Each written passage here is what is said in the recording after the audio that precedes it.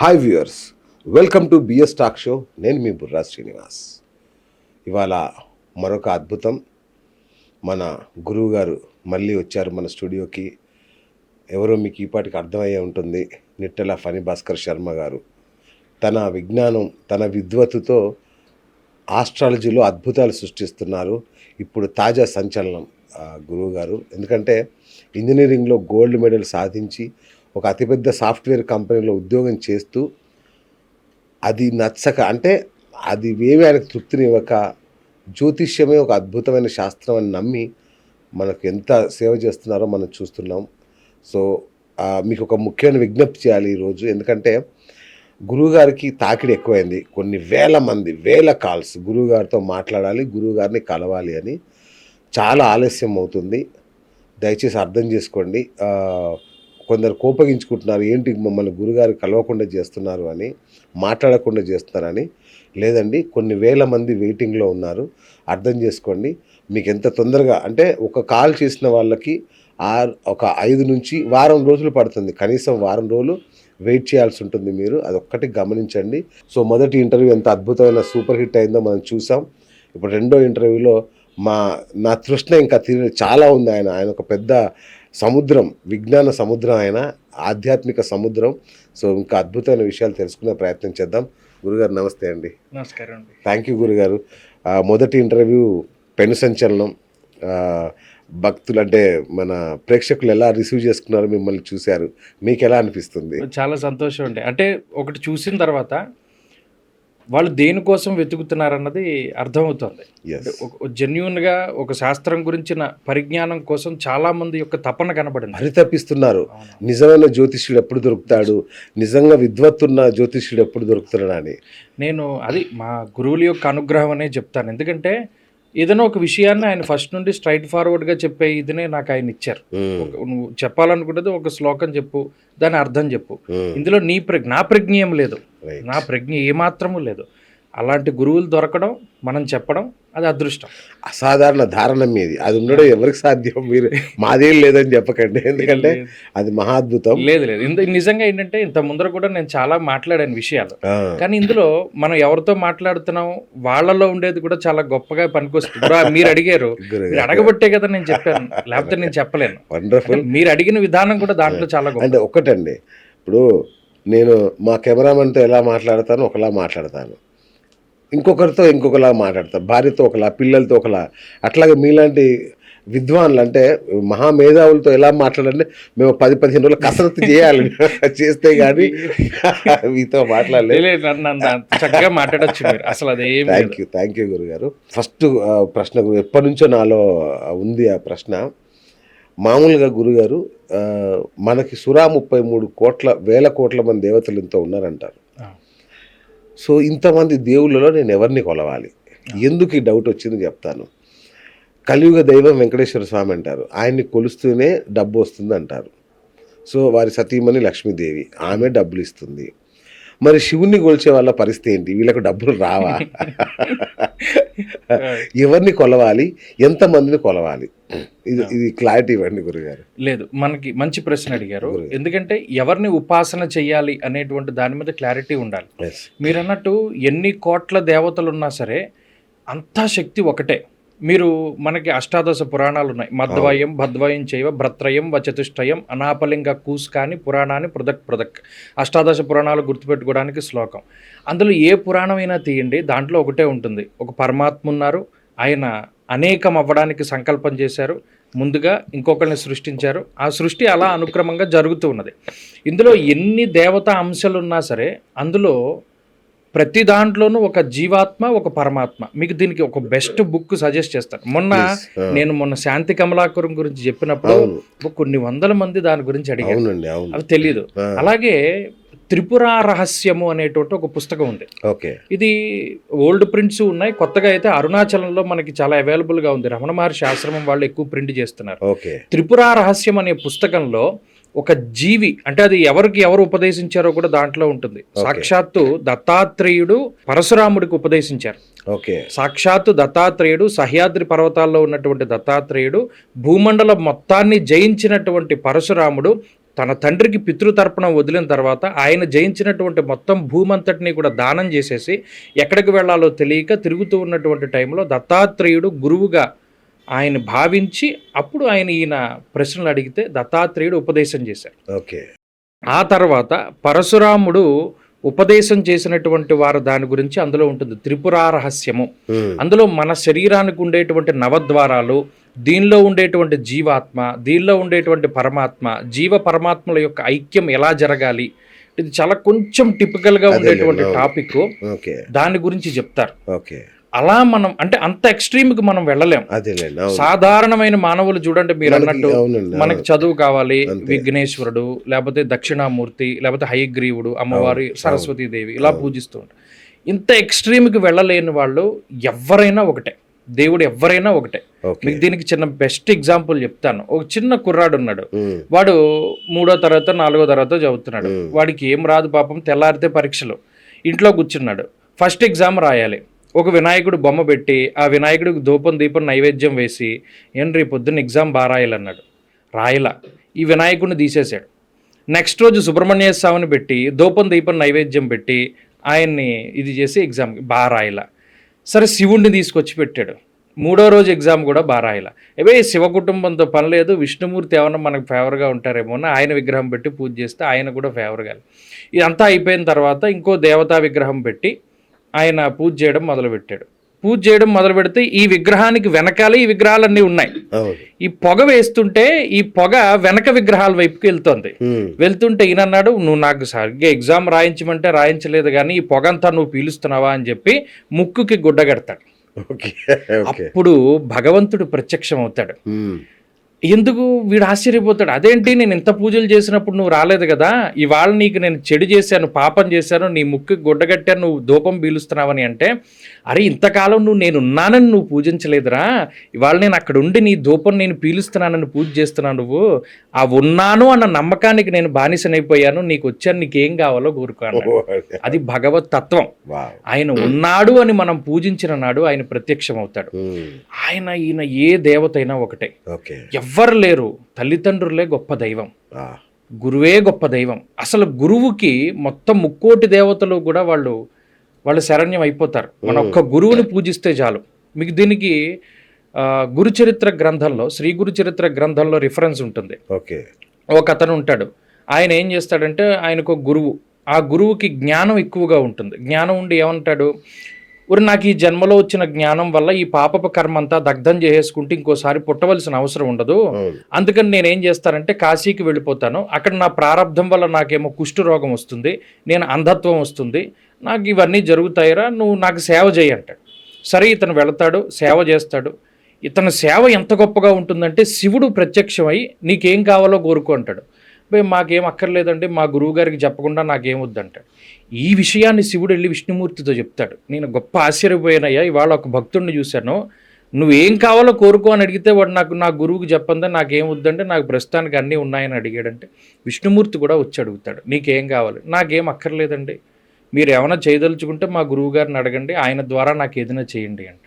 ఈ భక్తికి మెచ్చి త్రిమూర్తులందరూ కూడా గురువు ఎదురుగుండా ప్రత్యక్షమై అతని ప్రారంధాన్ని అంతటినీ తీసేసి అప్పుడు ఆ గురువుని ఇది చేస్తారు.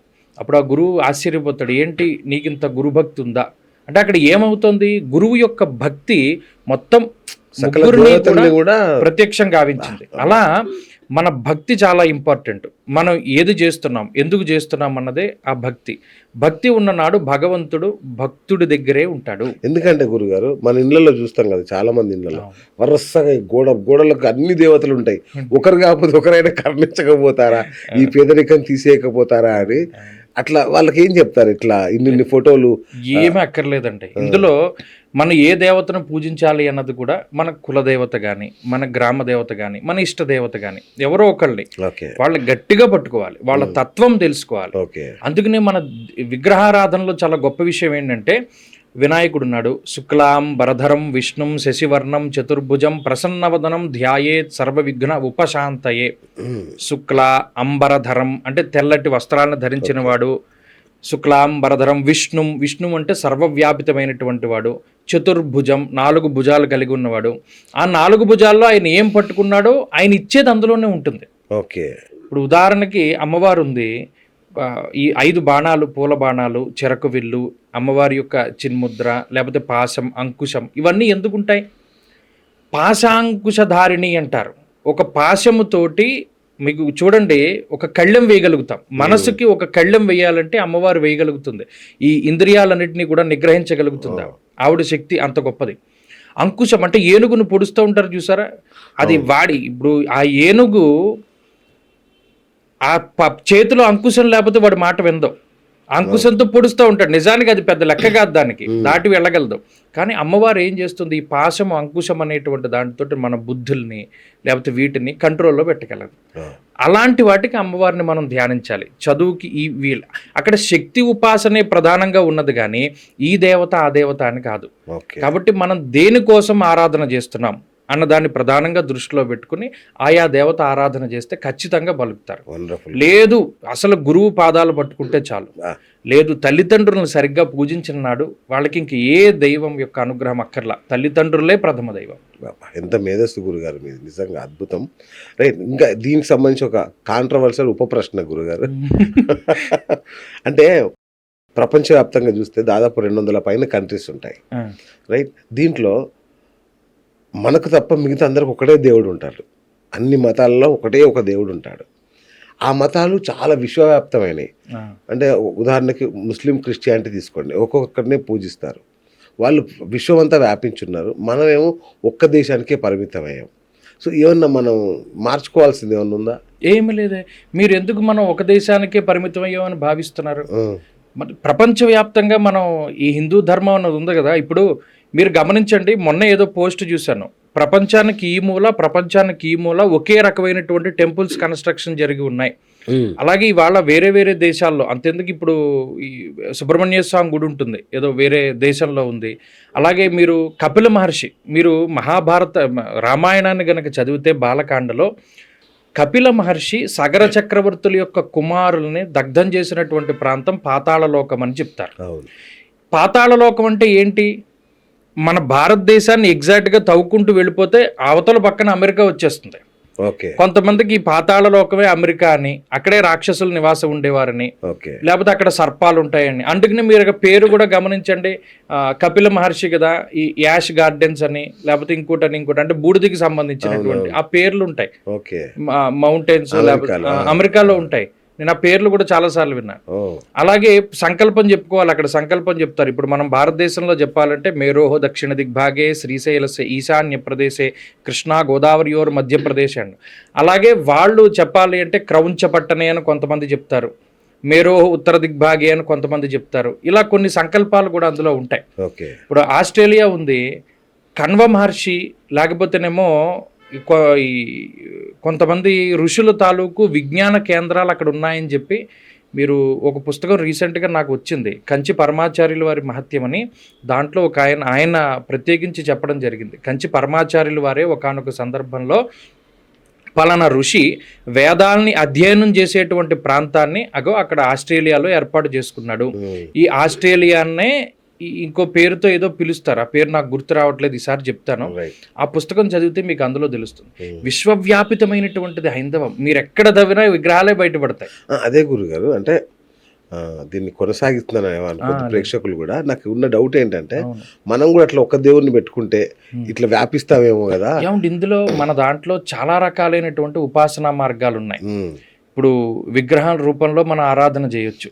అసలు మన పూర్వీకులందరూ కూడా అసలు విగ్రహారాధనే చేయలేదు. ఉదాహరణకి ఆ ఉపాసన ఎలాంటిదంటే, రామకృష్ణ పరమహంస ఉన్నారు, ఆయన మీరు గమనిస్తే ఆయన ఎప్పుడూ కూడా అలా ధ్యానంలో ఉండేవాళ్ళు. ఎవరిని చూసినా మీరు ధ్యానంలోనే భగవంతుడిని చూశారు. వాళ్ళందరూ ఒకటే మాట అంటారు, ఎలా అయితే ఒక సముద్రం అనేక రకాలైనటువంటి రత్న భాండాగారాలకి నిలయమో, నువ్వు కూడా అంతే. నీలో నువ్వు అది వెతుక్కున్న నాడు నీకు మొత్తం కనబడుతుంది అని. ఒక గొప్ప మహానుభావుడు పేరు చెప్తాను. ఆయన త్రిలింగ స్వామి అని ఒక ఆయన 300 సంవత్సరాలు బతికాడు. ఆయన తెలుగు ఈయన పేరు ఎంతమందికి తెలుసు?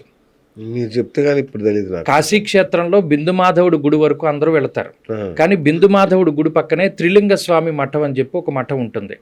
300 సంవత్సరాల పాటు ఆయన జీవించి ఆయన సజీవ సమాధి అయినటువంటి ప్రాంతం కూడా అక్కడే ఉంటుంది. ఆయన మన ఆంధ్రవాడు, తెలుగువాడు. మొన్న మొన్న ఏదో పుష్కరాలు జరిగినప్పుడు, గంగానది పుష్కరాలు జరిగినప్పుడు మోదీ గారు కూడా ప్రస్తావించాడు, మన గంగా గోదావరికి ఉండేటువంటి ఈ సంబంధం ఎలాంటిదంటే చక్కగా మీ త్రిలింగ స్వామి కూడా మా దగ్గర ఉన్నారు, ఆయనకంత నాలెడ్జ్ దాని మీద. త్రిలింగ స్వామి గురించి ఆయన మాట్లాడారు. ఆయనకి ఎంత పెద్ద లింగం దొరుకుతుందంటే ఇప్పటికే అక్కడ ఉంది, మీరు చూడొచ్చు ఆ త్రిలింగ స్వామి మఠంలో దాదాపుగా మీ ఎత్తు లింగం దొరుకుతుంది. పంచగంగా ఘాట్ అని కాశీలో ఉంటుంది, ఆ పైకి ఎక్కడానికి 500 మెట్లు ఎక్కాలి, ఇవి ఇంత నిటారుగా ఉంటాయి. ఆ లింగాన్ని 200 సంవత్సరాల వయసున్నటువంటి ఒక ఆయన భుజం మీద ఎత్తుకుని పైకి వెళ్ళాడు, బాహుబలి సినిమాలో లాగా. ఆ లింగం ఇప్పటికే అక్కడ చూడొచ్చు మీరు. మరి అలాంటి మహానుభావులు అందరూ మనకి పుట్టారు. వాళ్ళందరూ ఏ విగ్రహారాధన చేశారు? భగవంతుడిని ఉపాసించినప్పుడు ఆ విగ్రహారాధనే కాకుండా మామూలుగా చేసేటువంటి ఉపాసన కూడా చాలా గొప్పది. అలా చేసి చూపించిన వాళ్ళు ఉన్నారు. అది మన ధర్మంలోనే ఉన్నది. ప్రపంచం అంతా పడుకుంటున్నప్పుడు మన ఋషులు అరచేతితోటి అలా చూపించారు జ్ఞానాన్ని. మరి ఆ గొప్ప శక్తి మనకే కదా. ఒక చరకుడిని తీసుకున్నా, ఆర్యభట్టను తీసుకున్నా, లేకపోతేనేమో మన ఈ ఋషులను తీసుకున్నా, వీళ్ళందరూ మరి విజ్ఞానం ఎలా అందించారు మనకి? ప్రపంచం పడుకున్నప్పుడు మన వాళ్ళందరూ గొప్పగా పనిచేశారు. శ్రీకృష్ణుడు తన జ్ఞానాన్ని ఉపయోగించి సముద్రం మధ్యలో పట్టణాన్ని కట్టాడు. మరి అవన్నీ ఎలా కట్టాడు? అద్భుతమైన ఇంజనీరింగ్. అది ఇప్పటికీ మన వాళ్ళకి తెలియదు. ఇప్పుడు దుబాయ్లో ఏదో కడుతున్నారు కానీ మరి ఇవన్నీ మన హైందవ ధర్మంలోనే ఉన్నాయి. మీరు గమనించండి, పాతకాలం ఇవి కూడా. ఇప్పుడు శ్రీకృష్ణదేవరాయలు పరిపాలించిన హంపీలో రివర్స్లో పడుతుంది అక్కడ నీడ, ఒక గోపురం తాలూకు నీడ రివర్స్లో పడుతుంది. ఎలా పడుతుంది? ఆ టెక్నిక్ ఏంటి? అలాంటివి మన వాళ్ళు ఇప్పటివరకు ఏదైనా కట్టారా? లేదా హంపీ ఇప్పటికీ మీరు వెళ్ళొచ్చు, అందులో ఉన్న కట్టడాలు ఆశ్చర్యం వేస్తుంది. అలాంత లోపలికి నీడ, లైట్ ఎలా వెళ్తుంది, గాలి ఎలా వెళ్తుంది, ఇవన్నీ మనం పట్టుకోలేము. అవంతా కూడా అంత సైంటిఫిక్గా మన వాళ్ళు పూర్వీకులు కట్టారు. వారందరూ అనుసరించిన విధానం ఏంటి? రావణాసురుడు ఉన్నారు, ఆంజనేయ స్వామి సీతాదేవిని వెతకడానికి వెళ్ళినప్పుడు ఇన్ని ఉన్నాయి, అక్కడెంత పుష్పక విమానాలు ఉన్నాయి, అక్కడెంత హైఫై టెక్నాలజీ ఉందని చెప్పి ఆయన చెప్పుకుంటూ వస్తాడు. మరి ఇవన్నీ గతంలోనే ఉన్నాయి కదా. ఇక్కడ ఏంటంటే మన వారి యొక్క విజ్ఞానము అన్నది చాలా గొప్పది. అలాగే మనం ఈ ధర్మాలు కానీ లేకపోతే మన ఈ వేదము కానీ దానిలో ఉండేటువంటిది కేవలం భగవదారాధన మాత్రమే కాదు. ఇప్పుడు యజుర్వేదం ఉంది, దీంట్లోనే రకరకాల ఆరణ్యకాలని శాఖలు ఉంటాయి. ధనుర్వేదం గురించి వేదంలో ఉంటుంది. వేదాంగం ఉంది, ఇప్పుడు జ్యోతిష్యం ఉన్నది, అది వేదాంగం.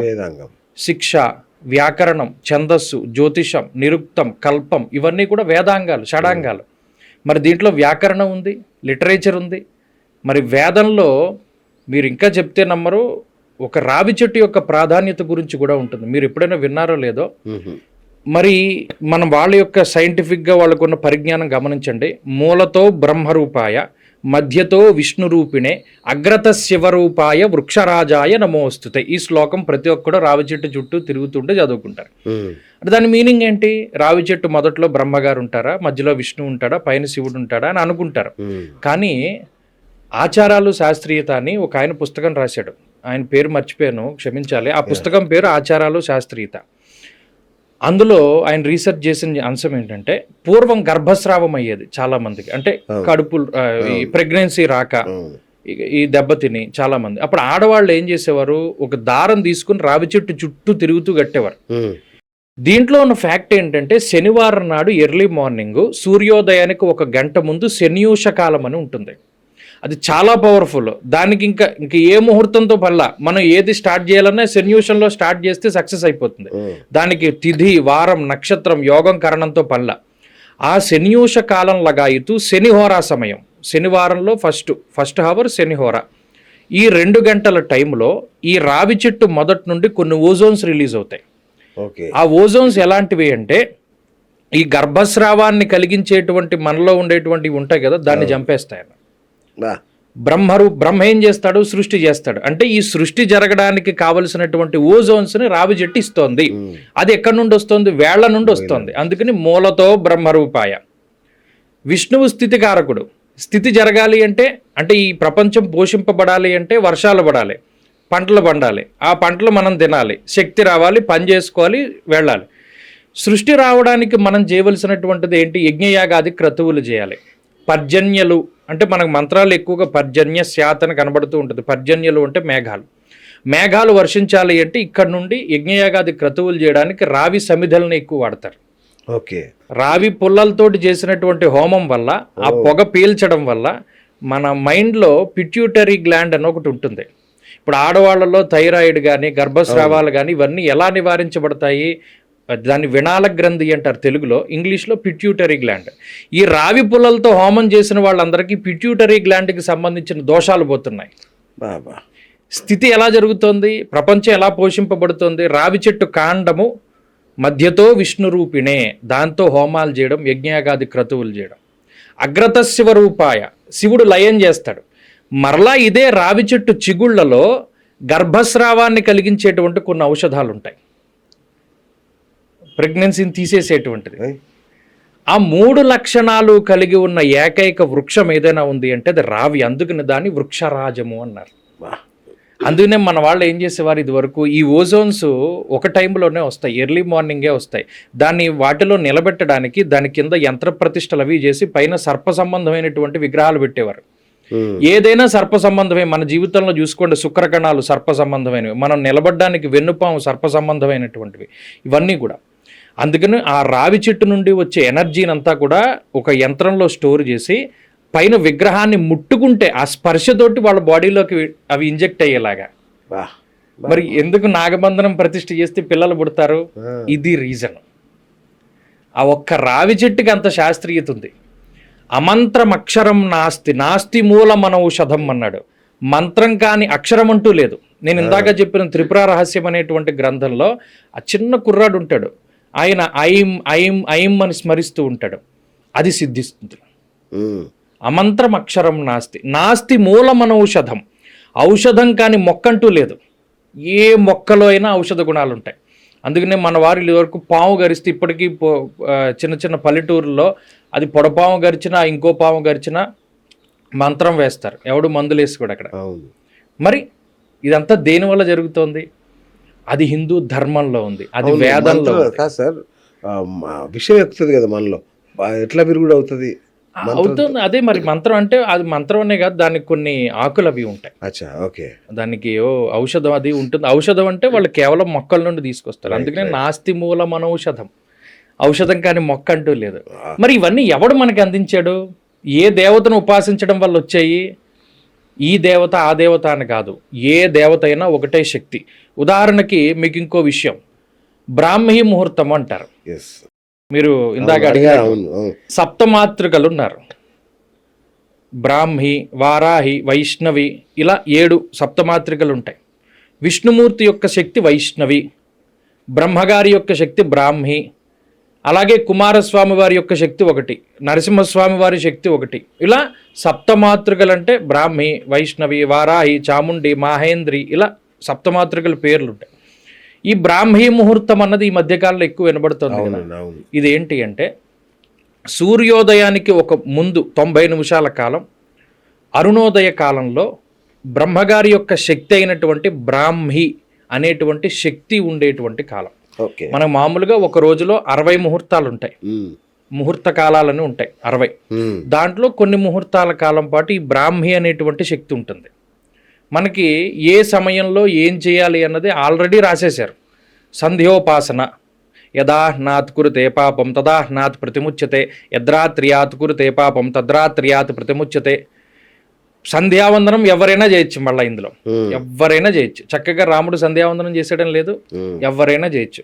ప్రతిరోజు రాత్రి తిన్న సామాన్లు పొద్దున్న ఎలా గడుక్కుంటామో మనం చేసిన పాపాలు మనస వాచ కర్మన అన్ని పాపాలు కడుక్కునేటువంటిది సంధ్యావందనం. అందులో ఏం చెప్పాడు? చక్కగా బ్రాహ్మీ ముహూర్తంలో లేచి స్నానం చేసుకుని సంధ్యావందనం చేయమని. అందులో తర్పణాలు వదులుతారు. తర్పణాలు వదిలి ఆ మంత్రాన్ని జపిస్తారు. ఆ సమయానికి ఎంత శక్తి ఉంటుంది అంటే మనం ఏమి చేసినా హై సక్సెస్ రేట్ ఉంటుంది. ఇది ఇప్పటికి చాలామంది చెప్పుండొచ్చు. కానీ దానికి అలా ఎలా వచ్చింది అంటే ఇది బ్రాహ్మీ అనేటువంటిది బ్రహ్మగారి యొక్క శక్తికి ప్రతిరూపము. వైష్ణవి అంటే విష్ణుమూర్తి యొక్క శక్తి. ఇలా అన్నమాట. ఆ శక్తి ఎంత గొప్పది, మనల్ని ఉత్తేజితులను చేస్తుంది, మన సంకల్ప సిద్ధి కలిగిస్తుంది. బ్రహ్మగారు చేసేది అదే కదా, సంకల్పం చేస్తాడు, శక్తి సృష్టి చేస్తాడు. మరి ఆ బ్రాహ్మీ అనేటువంటి సమయాన్ని కనుక్కుని పలానా టైంలోనే నువ్వు సంధ్యావందనం చేస్తే నీకు ఇది సిద్ధిస్తుంది, మళ్ళీ మధ్యాహ్నం చెయ్యి, మళ్ళీ సాయం సంధ్య చెయ్యి అని ఎవడు చెప్పాడు? ఈ వేదాలని అధ్యయనం చేసిన ఋషులే, ఈ హైందవ ధర్మాన్ని పాటించిన వారే, అంతమంది దేవతల్ని కొలిచిన వారే కదా. మరి అంత ఇది చెప్పుకుంటూ పోతే ఇదేంటంటే దీనిలో మనం నెవర్ ఎండింగ్ సబ్జెక్ట్ ఇది. కాబట్టి ఎంతమంది దేవతలు ఉన్నారని కాదు, ఎవరిని పూజించినా భక్తితో శ్రద్ధతో పూజించు. ఒకటే ఇప్పుడు అమ్మవారి నామాలు ఉంటాయి. ఇప్పుడు ఉదాహరణకి లక్ష్మీదేవి మీరు ఇందాక చెప్పారు, ఆవిడ డబ్బు ఇస్తుంది అని. అమ్మవారి యొక్క అష్టోత్తరంలో బిల్వనిలయాయ నమః అన్న నామం ఉంటుంది. బిల్వనిలయాయ నమః అంటే ఆమె బిల్వ వృక్షంలో ఉంటుంది. బిల్వదళాలు ఎవరికి అర్చన చేస్తారు? శివుడికి చేస్తారు. అంటే ఈ బిల్వదళాలతోటి శివుడిని అర్చిస్తే ఐశ్వర్యకారకుడే కదా. వాళ్ళకి ఏం భేషజాలు ఉండవు, గొడవలు లేవు. లక్ష్మీదేవే డబ్బు ఇవ్వాలని ఉండదు, శివుడు డబ్బు ఇస్తాడు. మరి ఆమె నామమే కదా బిల్వ నిలయాయ నమః అన్న నామం. మరి ఆమె బిల్వ వృక్షంలో ఉంది. ఆకులతో శివుని పూజించు, డబ్బు వస్తుంది. ఎక్కడైనా సరే అసలు ఇక్కడ ఈ దేవుడు ఇదే ఇస్తాడు అన్నది ఏమీ లేదు. అన్నీ అందరూ ఇచ్చిన. మా అమ్మ మామూలుగా నవ్వుకుంటా అంటే అంతమంది రాక్షసులకు వరాలు ఇచ్చావు కదా అని నేను చాలా చిన్నవే అడుగుతాను. నాకు మా అమ్మ అలా అనుకుంటుంది.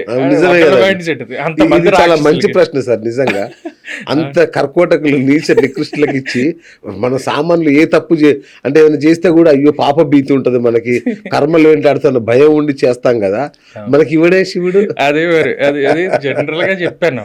అంతమంది రాక్షసులకే వరాలను ఇచ్చిన వాడు ఆ గజాసురుడు లేకపోతే ఇంకొక అసురుడు వాళ్ళకే ఇచ్చిన వాడు. నేను అడిగేవి చిన్నవి, నాకు ఇవి అప్పులు ఉన్నాయి ఇవి తీర్చేది. అదేంటంటే సరే ఇవి సృష్టి, అందరూ కూడా ఆయన పిల్లలే. ఒక ఆయన మొన్న ఏదో ప్రవచనం చెప్తూ కూడా అదే అన్నాడు, మీరు ఒక్కడే కొడుకు మీ తండ్రి గారికి, మీరు ఏదో అమెరికాలో ఉండి 3 ఏళ్ళు పోయాక వచ్చారు. రాగానే తండ్రిని వెళ్ళి ఏం చేస్తారు, నాన్న అని చెప్పి పట్టుకుంటారు. తండ్రి అప్పుడు రే నువ్వు 3 రోజులు ఫ్లైట్ జర్నీ చేసావు, నువ్వు స్నానం చేయలేదురా, పళ్ళు తోముకోలేదురా, వెళ్ళి స్నానం చేయి, పళ్ళు తోముకుంటారా, కౌగిలించుకుంటానని అంటాడా? అంటాడు. రాగానే అలా పట్టుకుంటాడు. అలాగే భగవంతుడు కూడా అంతే. ఆయన మీద భక్తి మనకి కలిగినప్పుడు, అరే నువ్వు స్నానం చేసావా, నువ్వు నన్ను 1,00,000 రూపాయలు పెట్టి పూజ చేసావా, నాకు 1,00,00,000 రూపాయలు చేరించావా అని చూడడం, నీ భక్తికి లొంగిపోతాడు ఆయన. అలా పాదాక్రాంత ఆ భక్తుల దగ్గరికి అలాగే వస్తాడు.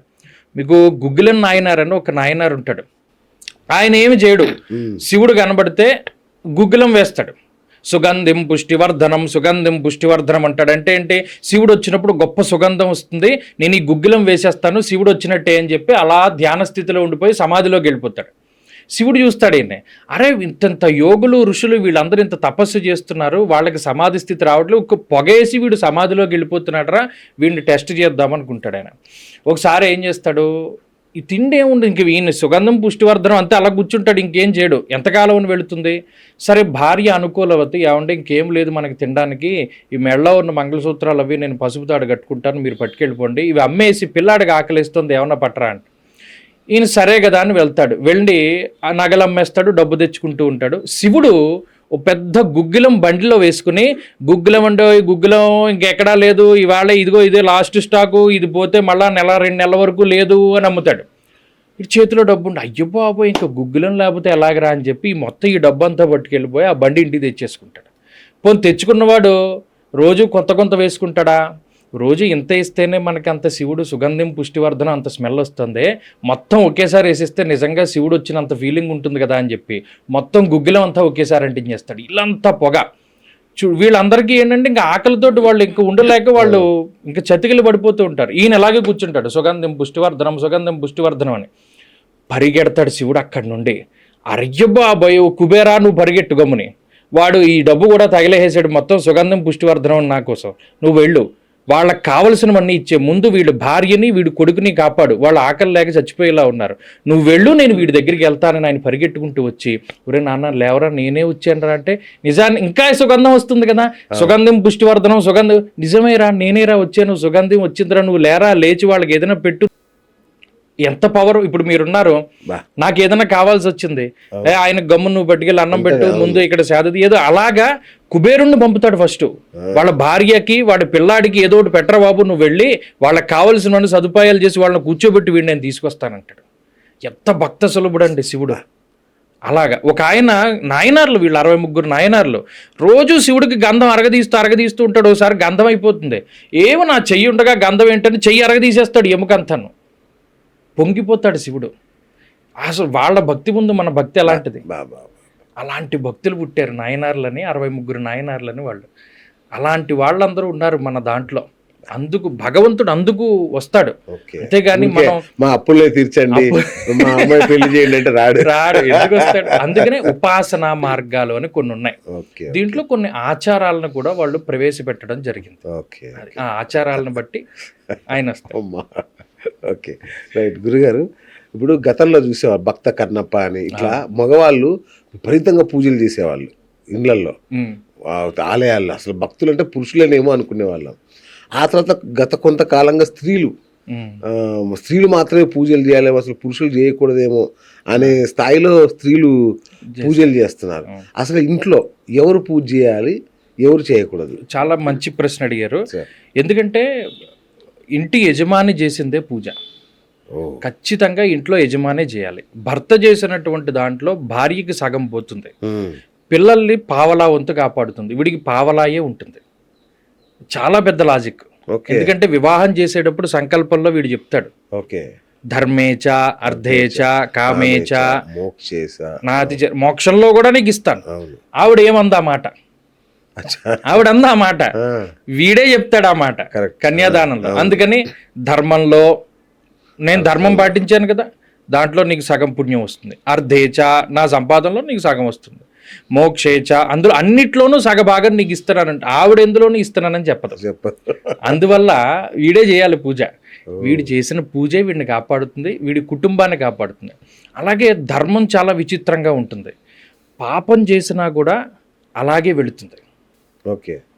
మీరు అంటే మీ భర్త చేసిన పాపాలు కూడా మీరు గమనించండి, పిల్లల మీద కూడా ప్రభావాన్ని చూపెడతాయి.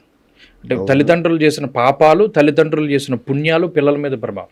అలాగే ధర్మం ఇంకోటి ఏం చెప్పిందంటే, కర్త కారయితా చైవ ప్రేరకాశ్చానుమోదక సుకృతే దుష్కృతే చైవ చత్వారి సమభాగిన. ఉదాహరణకి మీ కాలనీలో కుక్కలు బాగా ఉన్నాయి, ఇంకా భరించలేకపోతున్నారు, వెళ్ళేవాళ్ళని వచ్చేవాళ్ళ మీద పడుతున్నాయి. మీరు వెళ్ళి కంప్లైంట్ ఇచ్చారు, కుక్కల్ని చంపేయండి అని. పై ఆఫీసర్ ఎవరో సంతకం పెట్టాడు చంపేయమని. ఒకడు వచ్చాడు కుక్కల్ని చంపేశాడు. చంపేసిన తర్వాత అటుగా వెళ్ళేవాడు, అమ్మయ్య పీడ వదిలిందిరా అనుకున్నాడు. ఈ నలుగురికి కుక్కని చంపిన పాపం వేస్తాడు. చివర్లో వెళ్ళిపోతూ వీడి మానాన్ని వీడు వెళ్ళకుండా అమ్మయ్య బాగుందిరా చంపేశారు, దరిద్రం వదిలింది అనుకుంటాడు. వాడికి కూడా కుక్కని చంపిన పాపం వేస్తారు. కర్త చేయించినవాడు కారయిత, కర్త చేసినవాడు కారయిత చేయించినవాడు, వాడిని ప్రేరేపించినవాడు, అనుమోదక దాన్ని ఆమోదించినవాడు. వీళ్ళ నలుగురికి సుకృతే దుష్కృతే చైవ. మంచి పని చేసినా అలాగే వస్తుంది. కార్తీక మాసంలో అరే భలే వెలిగించారా దీపాలను, నేను మనం వెలిగించలేకపోయి ఎంత ఆనందంగా ఉందోరా బాబా అని అన్నవాడికి కూడా కార్తీక దీపం వెలిగించిన పుణ్యం వేస్తాడు. పాపం కూడా అలాగే వేస్తాడు. అందుకనే మనసు తెలిసి చేసినటువంటి మయా ఆలోచిత అనాలోచిత సమస్త పాపానాం వినాశనార్థం అని సంకల్పం చెప్పుకుంటారు చాలామంది. ఆ కర్మలు ఎలా ఏడిపిస్తాయో మనకు తెలియదు. అందుకనే కానీ సందర్భం వచ్చింది కాబట్టి చెప్తున్నాను. దశ పాపహర దశమి అని ఒక రోజు ఉంటుంది సంవత్సరంలో, ఒకే ఒక్క రోజు. జ్యేష్ఠ మాసే సితౌ పక్షే దశమ్యాం హస్త సంయుతౌ. జ్యేష్ఠ మాస శుక్లపక్ష దశమి అంటే ఇవాళ జూన్ 3వ తారీఖు కదండి. జూన్ 5వ తారీఖు నాడు దశ పాపహర దశమి అని, అంటే మనం మన కర్మల్ని దగ్ధం చేసుకోవాలి. ఇప్పుడు ఈ శరీరాన్ని ఈ జీవి పొందాడు, వీడు గత జన్మల్లో ఏ శరీరాలను పొందాడో మనకి తెలియదు, వాడు ఎన్ని పాపాలు చేశాడో తెలీదు. ఈ దశ పాపహర దశమి అన్నది ఏం చేస్తుంది అంటే, జ్యేష్ఠమాస శుక్లపక్ష దశమి రోజున ఎవడైతే దశహర గంగా స్తోత్రాన్ని చదివి దశాశ్వమేధ ఘాట్లో గంగలో స్నానం చేస్తాడో వాడికి మానసికమైనటువంటి పాపాలు, కాయక పాపాలు అంటే శరీరంతో చేసినటువంటి, వాచక పాపాలు మూడిటిని కూడా 10 రకాలైనటువంటి వాటిని తీసేస్తుంది. ఎప్పుడువి? 10 జన్మలుగా చేసినవి. ఎంత మార్జిన్ భగవంతుడు ఇచ్చాడు, ఎంత వెసులుబాటు. జూన్ 5 నాడండి. జూన్ 5 రేపే అనుకుంటా, ఎల్లుండి గురువారం జూన్ 5. అంటే అది దశ పాపహర దశ పేరులోనే ఉంది. 10 జన్మలుగా చేసిన 10 రకాలైనటువంటి పాపాలని తొలగింపజేసేటువంటి శక్తి ఆ రోజు గంగకి ఉన్నది. నువ్వు చేయవలసిందల్లా వెళ్ళి సంకల్పం చెప్పుకొని గంగలో స్నానం చెయ్యి, పోతాయి. పోతాయన్నట్టు. ఇది ఇక్కడ నేను చెప్పింది కాదు, కాశీఖండంలో చెప్పబడి ఉన్నది. రైట్ మన కర్మల్ని తీసేసుకోవాలి అనుకుని చాలా మంది ట్రై చేస్తూ ఉంటారు, ఎన్నో పూజలు. ఒక ఆవిడ నాకు ఫోన్ చేసింది లిటరల్లీ, ఏమంటే నాకు ఈ డబ్బు కావాలి, ఇవి కావాలి, అవి కావాలని కాదు, నాకు నేను చేసుకున్న కర్మల నుండి విముక్తి కావాలి, ఏం చేయాలని అడుగుతుంది ఒక ఆవిడ. అలాంటి బుద్ధి కలగడం కూడా గొప్ప. అటువంటి వాళ్ళకి ఇలాంటి రోజులు చాలా గొప్పవి. ఈ దశహర గంగా స్తోత్రం అని ఉంటుంది. గంగాదేవి ఆవిర్భవించినటువంటి రోజు ఆ రోజు, జ్యేష్ఠ మాసంలో శుక్లపక్షంలో దశమి తిథి రోజున ఆవిడ ఆవిర్భవించింది. ఆ రోజున ఎవడైతే గంగలో స్నానం చేస్తాడో, పాపం కొంతమంది ఏమంటే మరి గంగా అంటే సగరులు అక్కడ ఆకాశం నుంచి దిగి వచ్చినటువంటి రోజు, వాళ్ళకి మోక్షం వచ్చినటువంటి రోజు. కాశీలో చేయొచ్చు, ప్రయాగలో చేయొచ్చు, ఇంకా ఎక్కడైనా గంగ ఉన్నా చేయొచ్చు. పాపం కొంతమంది ఏమని మరి మేము వెళ్ళలేము, మాకు వయోభారం పెరిగిపోయింది, ఏం చేయాలి? ఒక్క గంగకే వెసులుబాటు ఇచ్చారు. ఎవడైతే స్నానం చేసే ముందు 3 సార్లు గంగా గంగా గంగా అనుకుని స్నానం చేస్తాడో వాడికి గంగా స్నాన ఫలితం ఇచ్చాడు. అరే అలా కూడా ఆ రోజు చేయొచ్చు. అద్భుతం, అద్భుతం. ఇవన్నీ కూడా ఏంటంటే కర్మలకి సంబంధించినటువంటి విషయాలు. మనం చేసినటువంటి పాపము పుణ్యము ఎలా తీసుకోవాలి, ఇవన్నీ ఎవడు చేస్తాడంటే ఇంటి యజమాని చేతిలోనే ఉంటుంది. ఆ యజమాని పెట్టిన దీపం కుటుంబాన్ని ఎలా అయితే కాపాడుతుందో, వాడు చేసినటువంటి కర్మలు, వాళ్ళ యజమాని వెళితేనే కదా కాశీ వీళ్ళు కూడా వెళ్తారు. కాబట్టి ఇంట్లో ఏ పుణ్య కార్యక్రమం చేసినా యజమాని చేయాలి. భార్య కంపల్సరీ, భార్య చేసేవి నోములు వ్రతాలు ఆమె సౌభాగ్యం కోసం, ఆమెది వర్కౌట్ అవుతుంది. కానీ ఒక పుణ్యాన్ని ఒక మన కుటుంబానికి వంశానికి సంక్రమింపజేయాలి అంటే అది యజమాని చేతిలోనే ఉంది, వాడే చేయాలి. Okay, right. కర్మలు అన్నారు కాబట్టి 2-3 విషయాలు చెప్తాను గురుగారు. నేను చూశాను ఒక 2 కుటుంబాలని. ఒక కుటుంబంలో 4 అన్నదమ్ములు, 5 ఏళ్ళకు 5 ఏళ్ళు అట్లా గ్యాప్లో 4 చనిపోయారు ఇంట్లో ఏదో ఒక కారణంతో. ఇంకొక కుటుంబంలో చూసా, ప్రతి ఒక్కరికి 2వ పెళ్ళి అవుతుంది. ఆ ఇంట్లో పుట్టిన ఆ వంశంలో పుట్టిన ప్రతి ఒక్కరికి 2వ పెళ్ళి అవుతుంది. ఇట్లా ఎందుకు జరుగుతుంది? ఇది ఏమన్నా అంటే DNA ఫలితమా ఏంటి? అసలు నాకు అర్థం కాదు. మీరు అన్న కర్మ ఫలితమే. దీనికి ఇంకొక ఎగ్జాంపుల్ చెప్తాను. ఓకే. ఒక ఫ్యామిలీకి ఓ నక్షత్రంలో, ఆ నక్షత్రం చెప్పడం కూడా నాకు, ఓ పిల్లాడు పుట్టిపోయాడు. పోతే ఈ పుట్టిపోయిన తర్వాత సరే ఇంకా అన్ని కార్యక్రమాలు అయిపోయినాయి. ఆ ఇంట్లో వరస పెట్టి మగవాళ్ళందరూ చచ్చిపోవడం మొదలెట్టారు. ఓ పండితుడి దగ్గరికి వెళ్ళాడు. ఆ పండితుడు నాతో చెప్పిన మాటలు ఇవి, నాది కాదు. ఏమండి ఇలా మా 6 నెలలకు ఒకసారి చచ్చిపోతున్నారు మా ఇంట్లో, మగవాళ్ళే పోతున్నారు, దానికి ఏదో రీజన్ ఉంటుందని పాప ఆ ఇంటి పెద్ద తిరుగుతున్నట్ట. ఈయన ఏమనుకున్నాడు, సరే ఈ నక్షత్రాలవి చెడ్డవి అందువల్ల ఇలా జరుగుతున్నాయేమో, అది కూడా ఉంటుంది. మా ముత్తాత గారు ఇలా ఆయన ఎలా కూర్చునేవాడు, ఇలాగా వెనక్కి జార్లబడి కూర్చుని దిగుడు బావులకి ముహూర్తాలు పెట్టేవాడు వాస్తు చూడడానికి వెళ్ళి. అంటే దిగుడు బావులు అంటే 200 అడుగులు, 3 ఊర్లు కలిపి ఓ ప్లేస్ సెలెక్ట్ చేసుకుని ఆ ప్లేస్ ఈ ప్లేస్లో ఎక్కడ పడుతుందని ఆయన చెప్పేవాడు. ఆయనకి జలార్గళ శాస్త్రం తెలుసు, మంచినీళ్ళు ఎక్కడ పడతాయి. మరి ఈ 200 అడుగు తవ్వాలంటే ఎంత శ్రమ, ఎంత టైము, తీరా అక్కడ నీళ్లు పడకపోతేనో. ఈయన జలార్గళ శాస్త్రం నేర్చుకుని చెప్పేవాడు. అలాగే ఎవరైనా ఒక మనిషి పోయినప్పుడు ఆ నక్షత్రం మంచిది కాకపోతే అది ఆ ఊర్లో ఏ ఇంటి మీద పడుతుందో నెక్స్ట్ ఎవడు పోతాడో చెప్పేసేవాడు. ఇవన్నీ ఉన్నాయి వాళ్ళకి. అలాగే ఇలా ఏదో ఒకటి ఉంటుంది లింక్ అని. పెద్ద ఆయన ఏం చేసేట, ఏమంటే ఇలా 6 నెలలకు ఒకసారి ఎవరో ఒకళ్ళు పోతున్నారు మీరు చూడాలంటే ఈయన పెద్ద పట్టించుకోలేదు. సరే ఈ నక్షత్రాలు అవి చెడ్డవు కదా అని ఏదో చెప్పుకుంటూ వస్తే పట్టుకోవాలి, తిరుగుతూనే ఉన్నాడు. అప్పుడు ఈయన కూడా కొంచెం క్యూరియాసిటీ పెరిగి, ఒరే ఇవేదో పలానా పుస్తకంలో ఏదో ఉంటుందిరా, దీన్ని ఎప్పుడో చదివాను, ఆ పుస్తకం ఇప్పుడు రావట్లేదు, తీసుకురా అన్నట్టు. ఇప్పుడు పనిగట్టుకుని అన్ని మైళ్ళు సైకిల్ తొక్కుంటూ వెళ్ళి ఆ పుస్తకం తీసుకొస్తే దాంట్లో చెప్పాడు ఏమని, ఎవరైతే ఈ నక్షత్రంలో పుట్టి వెంటనే పోతారో వాళ్ళని, అంటే తల్లి తండ్రి తరఫు బంధువులు 2 ఉంటారు. తండ్రి తరఫు బంధువులు తీసుకెళ్ళి ఖననం చేశారు ఈ పుట్టిన పాప. ఎవరైతే పట్టుకుని వెళ్ళి ఈ కార్యక్రమం చేస్తారో వాళ్ళ వంశం అంతా ఒక్కొక్కటిగా వెళ్ళిపోతూ ఉంటుంది. మగపిల్లాడి తరఫున, అదే భర్త తరఫు అయితే భర్త తరఫు, భార్య తరఫు అయితే భార్య తరఫు వరుసగా పోతారని అందులో రాశాడు. అప్పుడు ఇది ఆగాలంటే ఏం చేయాలన్నది ఆ ప్రకరణం చెప్పాడు. ఆ ప్రకరణం చేసిన తర్వాత ఆగే. అసలు ఈ లాజిక్ ఎవడికి తెలుస్తుంది? ఎవడికి తెలియదు కదా, అసలు అర్థం కాదు కదా అసలు ఏం జరిగి ఉంటుంది. ఈ అటేడు తరాలు ఇటేడు తరాలు అంటారు, ఏ తరంలో తప్పు జరిగింది తెలియదు. ఇప్పుడు మేము జాతకం చూసినప్పుడు వాడు జాతకంలో సర్ప సంబంధమైనటువంటి దోషాలు ఉంటాయి, ఎక్కువ ఏమైనా అబార్షన్స్ అవుతుంటాయి. మీరు చెప్తే నమ్మరు, పెళ్ళై 20 ఏళ్ళు అయింది సంతానం లేదు అన్న వాళ్ళకు కూడా మేము పలానా దేవాలయంలో ఈ పూజ చేసినప్పుడు సంతతి కలిగింది, అలా కలిగింది కాబట్టి వాళ్ళ హిందూ ధర్మం ఉంది, ఆ మంత్రానికి అంత శక్తి ఉంది కాబట్టి, లేకపోతే ఈ పూజలు వ్రతాలు ఎవరు చేయడు ఫలితం లేకపోతే. కరీంనగర్ నుండి ఒక ఆయన వచ్చాడు, ఏమంటే 2 IVFలు పోయాయి అంటే 5 లక్షలు పోయాయి, జ్యోతిష్యులకు 3 లక్షలు ఇచ్చాను, నా వల్ల ఇంకేం లేదు, అల్టిమేట్గా మీరు ఏం చెప్తే అది చేస్తా. మేము ఒకే ఒక్క దేవాలయంలో, ఆ దేవాలయం ఎలాంటిదంటే ఇది వరకు పుట్ట, ఆ పుట్ట అంతా తీసేసి గుడి కట్టారు.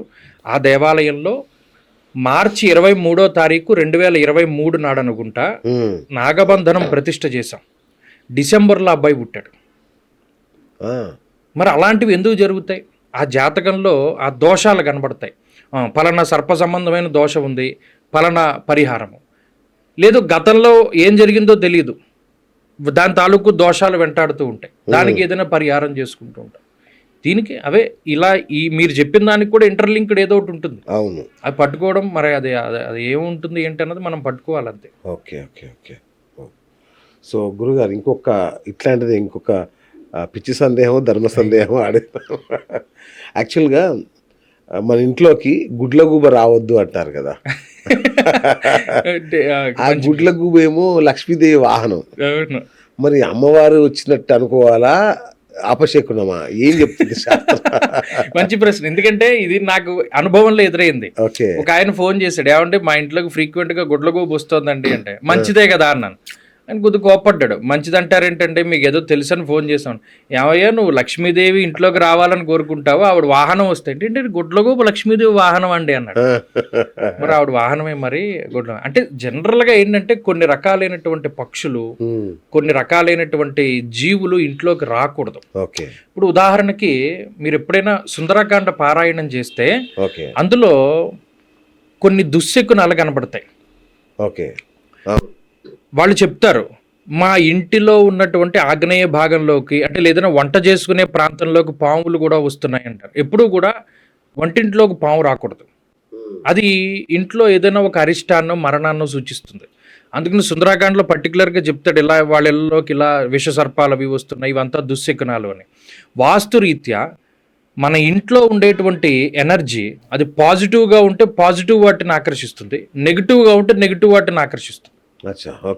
ఓ ఇంట్లో గబ్బిలాలు పట్టడం, తేనెపట్లు పట్టడం, గుడ్లగూబలు రావడం, లేకపోతే ఏదైనా విష సర్పాలు విష జంతువులు రావడం, ఇదంతా it's because of negative energy. ఇప్పుడు గబ్బిలం ఉంది, గబ్బిలానికి ఏ థియరీ ఉంటుంది, దానికి ఏం కళ్ళు కనబడవు, అది ఓన్లీ ఇలా వేవ్స్ని ట్రాన్స్మిట్ చేస్తుంది, వెనక్కి కొట్టిన వేవ్స్ ద్వారా పలానాది ఉంది అని తెలుసుకుంటుంది, వెళ్ళిపోతుంది. ఏదైనా ఒక నెగిటివ్ అన్నీ ఒక చోటికి చేరుతారంటే ఆ ఇంట్లో ఏదో నెగిటివ్ ఎనర్జీ ఉంది.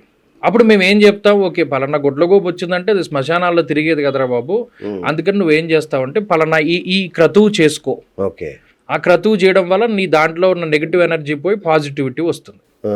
ఇదంతా వాస్తు సంబంధమైనటువంటి విషయం. ఆ ఇంట్లో ఉన్న నెగిటివ్ ఎనర్జీ దేన్ని ఆకర్షిస్తే అంటే కదా, ఇప్పుడు మీ ఫోన్ ఉంది, మీ FM రేడియో ఉంది, 93.2 93.7 పెట్టుకుంటారు, అదే కదా వచ్చేది. అంతే. అలాగే మన ఇంట్లో ఏది ఉంటే దాని ద్వారానే వస్తూ ఉంటాయి ఈ జంతువులు. ఇప్పుడు కాకిలు వస్తూ ఉంటాయి, గెద్దలు వాళ్తూ ఉంటాయి. సగం నాలెడ్జ్ ఉన్న వాళ్ళు అజ్ఞానులే పెద్ద గురువులుగా చలామణి అవుతున్న కాలం ఇది.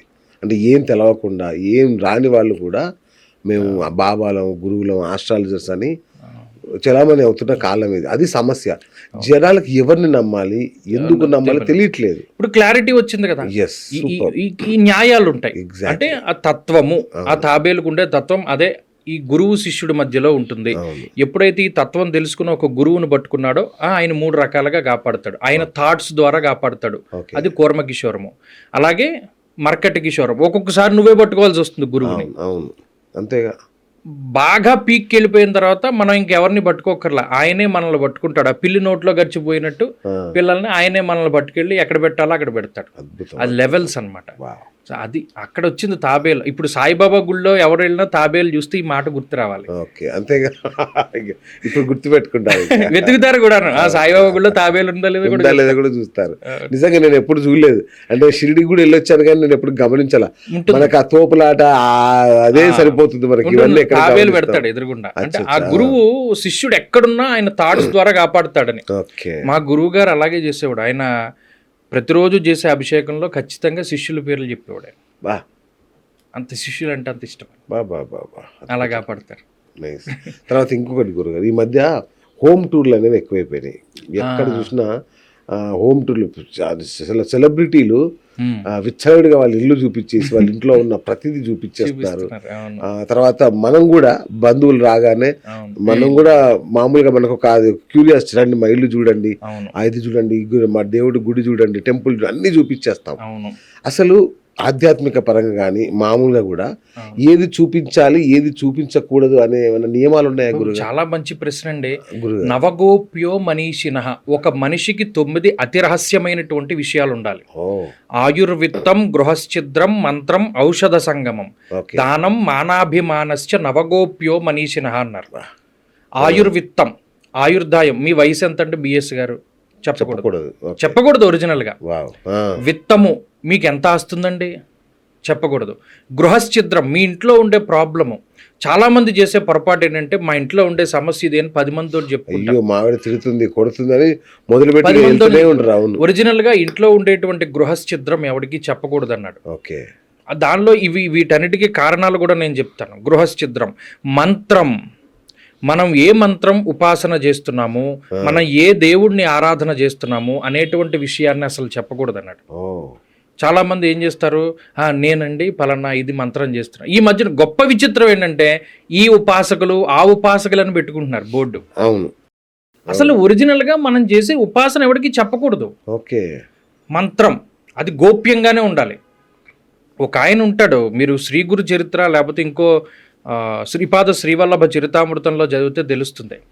ఆయనకు ఒక శక్తి ఉంటుంది. పలానా ఒక వ్యక్తి కనబడితే వాడి చుట్టూ ఉన్న ఆరా ఏంటో చెప్పేస్తాడు. నువ్వు నీ చుట్టూ ఈ ఆరా ఉంది, నువ్వు సుబ్రహ్మణ్య ఉపాసన చేస్తున్నావు, నువ్వు హనుమత్ ఉపాసన చేస్తున్నావు, లేకపోతే నువ్వు ఈ ఉపాసన చేస్తున్నావు, లేదా నువ్వు క్షుద్రోపాసన చేస్తున్నావు. ఆరాన్ని బట్టి చెప్పేసేవాడు. ఈయన ఏం చేసేట ఒకసారి మనుషుల ఆరానే చెప్పగలుగుతున్నాను నేను అని శ్రీపాద శ్రీవల్లభుల దగ్గరికి వెళ్ళి, అంటే ఎక్కడ పిఠాపురం వెళ్ళి ఆయన విగ్రహం దగ్గర నుంచి ఆయన ఆరా చూస్తున్నట్ట. కొన్ని కోట్ల సూర్యుళ్ళు ఒకేసారి మండితే ఎంత తేజస్సు వస్తుందో అంత తేజస్సు వచ్చిందట. ఆయన ఆరా కనుక్కోలేకపోయాడు. మనం అనుకుంటాం విగ్రహం కదా ఇదే ఉంది అని. దాని చుట్టూ ఉండే శక్తి చాలా గొప్పది. ఒక మంత్రం మనం చేస్తున్నామంటే మంత్రము, యంత్రము, తంత్రము 3 ఉంటాయి. యంత్రం ఉంటుంది, ఒక విగ్రహం ప్రతిష్టం చేయడానికి కింద యంత్రం. మీరు గమనించండి, వరల్డ్ ఎంత లాజిక్గా పనిచేస్తుంది అంటే ప్రతిదీ ఫ్రీక్వెన్సీ ఓరియంటెడ్గానే పనిచేస్తుంది. ఓకే.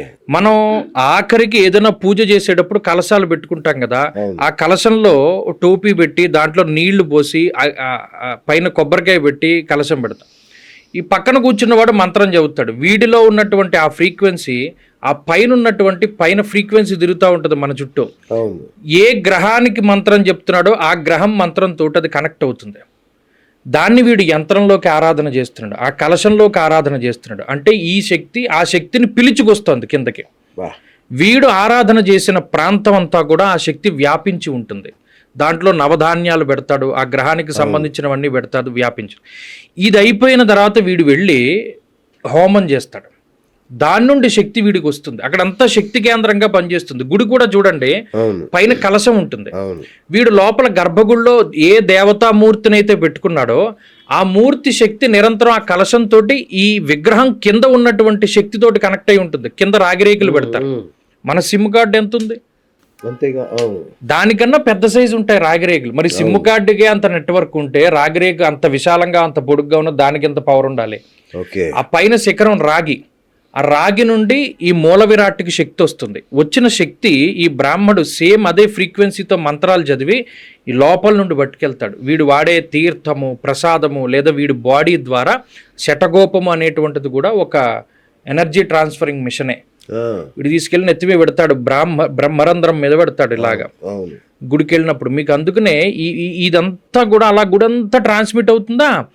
మొత్తం అంతా వెళ్ళిన తర్వాత అక్కడ ధ్వజస్తంభం ఉంటుంది, అది ఒక టవర్ అన్నమాట. అంటే ఈ లోపల నుండి వచ్చిన శక్తి అంతా మళ్ళా ధ్వజస్తంభం దగ్గర నుండి స్ప్రెడ్ అవుతుంది. ధ్వజస్తంభం దగ్గర గాలిగోపురం ఉంటుంది, అక్కడ కూడా రాగి ఉంటాయి. ఈ శక్తి ఇక్కడ నుండి మొత్తం ఊరంతా ట్రాన్స్మిట్ చేస్తుంది. అది ఎంత పవర్ఫుల్ కేంద్రాలు గుళ్ళు అన్నవి. బాబా బాబా. ఆ మంత్రాన్ని పట్టుకున్నవాడు, ఆ దేవతను ఉపాసన చేసినవాడు, వాడి చుట్టూ ఈ ఆరా అంతా పనిచేస్తూ ఉంటుంది. మనం అనుకుంటాం మన తిన్న తిండి ఎక్కడికి వెళ్ళిపోయింది.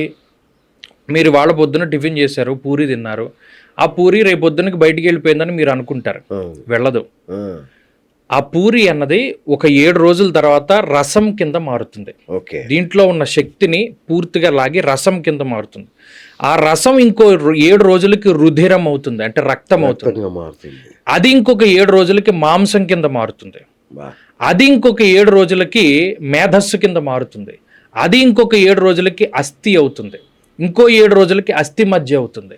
ఇంకొక 7 రోజులకి శుక్రకణం అవుతుంది. అంటే 7 ఏళ్ళు 49 రోజుల తర్వాత ఈ శక్తి అంతా కూడా శుక్రకణంలోకి వెళ్తుంది. అందుకనే మన పూర్వీకులు బ్రహ్మచర్య దీక్షని పాటించేవారు. ఎవడైతే బ్రహ్మచర్యాశ్రమాన్ని దీక్షని పాటిస్తాడో, అంటే వాడి వీర్యాన్ని కోల్పోకుండా ఉంటాడో, వాడే అతి గొప్ప తేజస్సంపన్నుడు. మీకు అర్థమైందా లాజిక్? అది ఈ సప్తధాతువులు మీరు తిన్న పూరి నుండే వెళ్ళాయి. అందుకనే మనం ఆర్జించే ద్రవ్యం ఏదైతే ఉంటుందో, మనం సంపాదించిన ద్రవ్యం ఎలా అయితే మనం సంపాదిస్తామో, అది తిన్న తర్వాత అందులో 6వ భాగం మనసు అవుతుంది, అంటే మన బుద్ధి. మనం సంపాదించేది మంచి ద్రవ్యం అనుకోండి, మంచిగా సంపాదించారు అనుకోండి, మన బుద్ధి బాగా సక్రమంగా పనిచేసి మనల్ని ఇది చేస్తుంది. మనం తినే సంపాదన మంచిది కాదు. దీనికి ఒక ఆయన ఉన్నాడు పాపం, ఒక ఆయన ఋషి. అందరిళ్ళకి వెళ్ళి భిక్షాటన చేస్తాడు. అందరూ సాధువు సత్పురుషు అని పెడతాడు. ఒకనాడు దారి దోపిడీ చేసేటువంటి దొంగ పిలుస్తాడు భోజనానికి. స్వామి మా ఇంటికి రండి, మీరు అందరి ఇళ్ళకి వెళ్ళి తింటారు కదా, ఇవాళ నేను మీకు అన్నం పెడతాను. చుట్టుపక్కల ఉండే శిష్యులు వద్దు, వాడు దారి దోపిడీ చేసి సంపాదించిన వాడు, వాడితో అన్నం తినకంటాడు. ఇప్పుడు గురువు పాపం తప్పు, మనకు అన్నం పెడతానన్నవాడు అందరూ భగవంతుడే, వాడి ఇంటికి వెళ్ళి భోజనం చేస్తానని చెప్పి భోజనం చేస్తాడు. భోజనం చేసిన తర్వాత రోజు రోడ్డు మీద ఎవరిదో బంగారపు వస్తువు పడిపోతే వీడు లటక్కమని లోపలికి తీసేసుకుంటాడు. దొంగ గురూజీ ఆశ్చర్యపోతాడు. అంటే గురూజీ ఆశ్చర్యపోతాడు. ఇది మన బుద్ధి, ఇది లటక్మని తీసేసుకుని లోపల పెట్టుకోమంటుంది ఏంటి? ఇది వరకు ఇలా బంగారం ఏదైనా దొరికితే బయటికి తీసిపెట్టి అందరికీ చెప్పి ఇది ఎవరిదో పడిపోయిందని చాటింపు వేయించే వాళ్ళం కదా. అంటే వీడు తిన్న ఆహారం ఎవరిది? దోపిడీ చేసేవాడి దగ్గర తిన్నాడు. వాడి బుద్ధి వీడికి వచ్చింది. మరి ఇవన్నీ ఎక్కడి నుండి వచ్చాయి? మన సప్తధాతువులు మన తిన్న ఆహారం నుండి వచ్చాయి.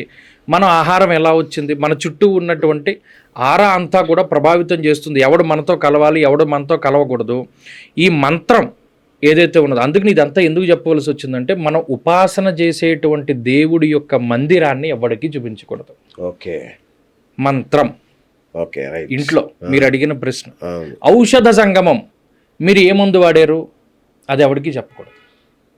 ఏమంటే నా జుట్టు ఊడిపోతుంది, మీకు మొన్న కూడా జుట్టు ఊడిపోయింది కదా, ఏదో వాడారు మీరు, జుట్టు వచ్చింది ఏంటంటే అని అడిగితే నేను అది ఫలానాది వాడానని చెప్పగానే మీకు అది వర్కౌట్ అవుతాం. ఇది నేను ప్రాక్టికల్గా కూడా చూశాను. నాకు ఒక ఆమె చెప్పింది, ఇది వరకు బల్ల అని కడుపులో పెరుగుతూ ఉండేది, పిల్లలు చచ్చిపోతూ ఉండేవారు.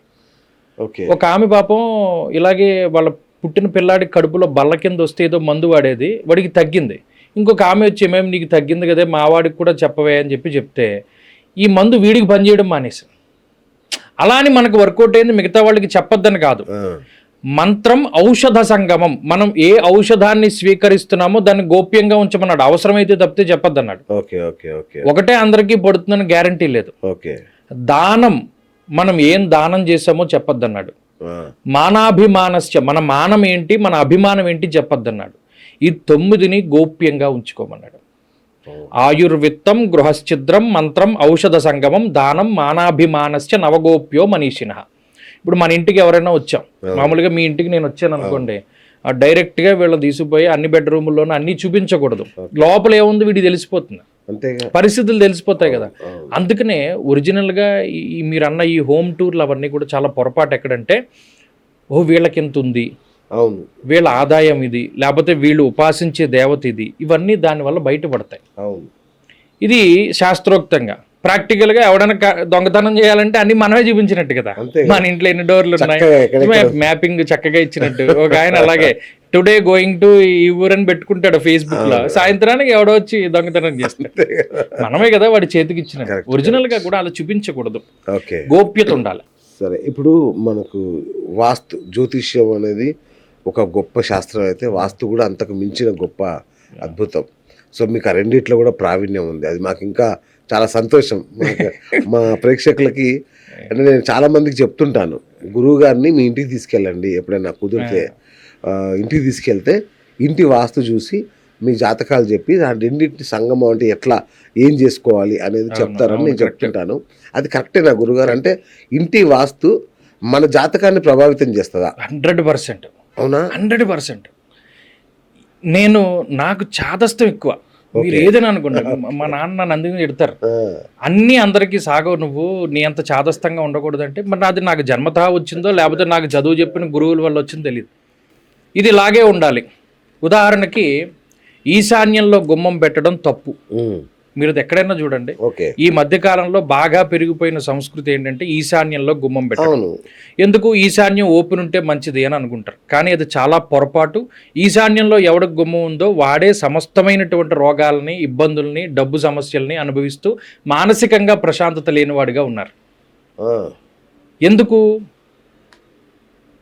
తూర్పు దిశ మొదలుకొని నిధియ నవవర్గు వనిషర్గ విడిది ఈ అష్టవర్గు గణిత ఉంటుంది, నవవర్గు గణిత ఉంటుంది. 8 భాగాలుగా చేసినప్పుడు ఈశాన్య దిశ మొదలు ఇంద్ర దిశకు హాని శోకంబు అర్ధమదిపు సన్మానంబు ధనంబు సౌర్యంబు రోగమును భయము. 8 భాగాలుగా చెయ్యి. ఒక్కొక్క దిక్కుని ప్రాగాది దిశ మొదలు తూర్పు దిక్కుగా మొదలుపెట్టి ఆగ్నేయానికి వెళ్ళు.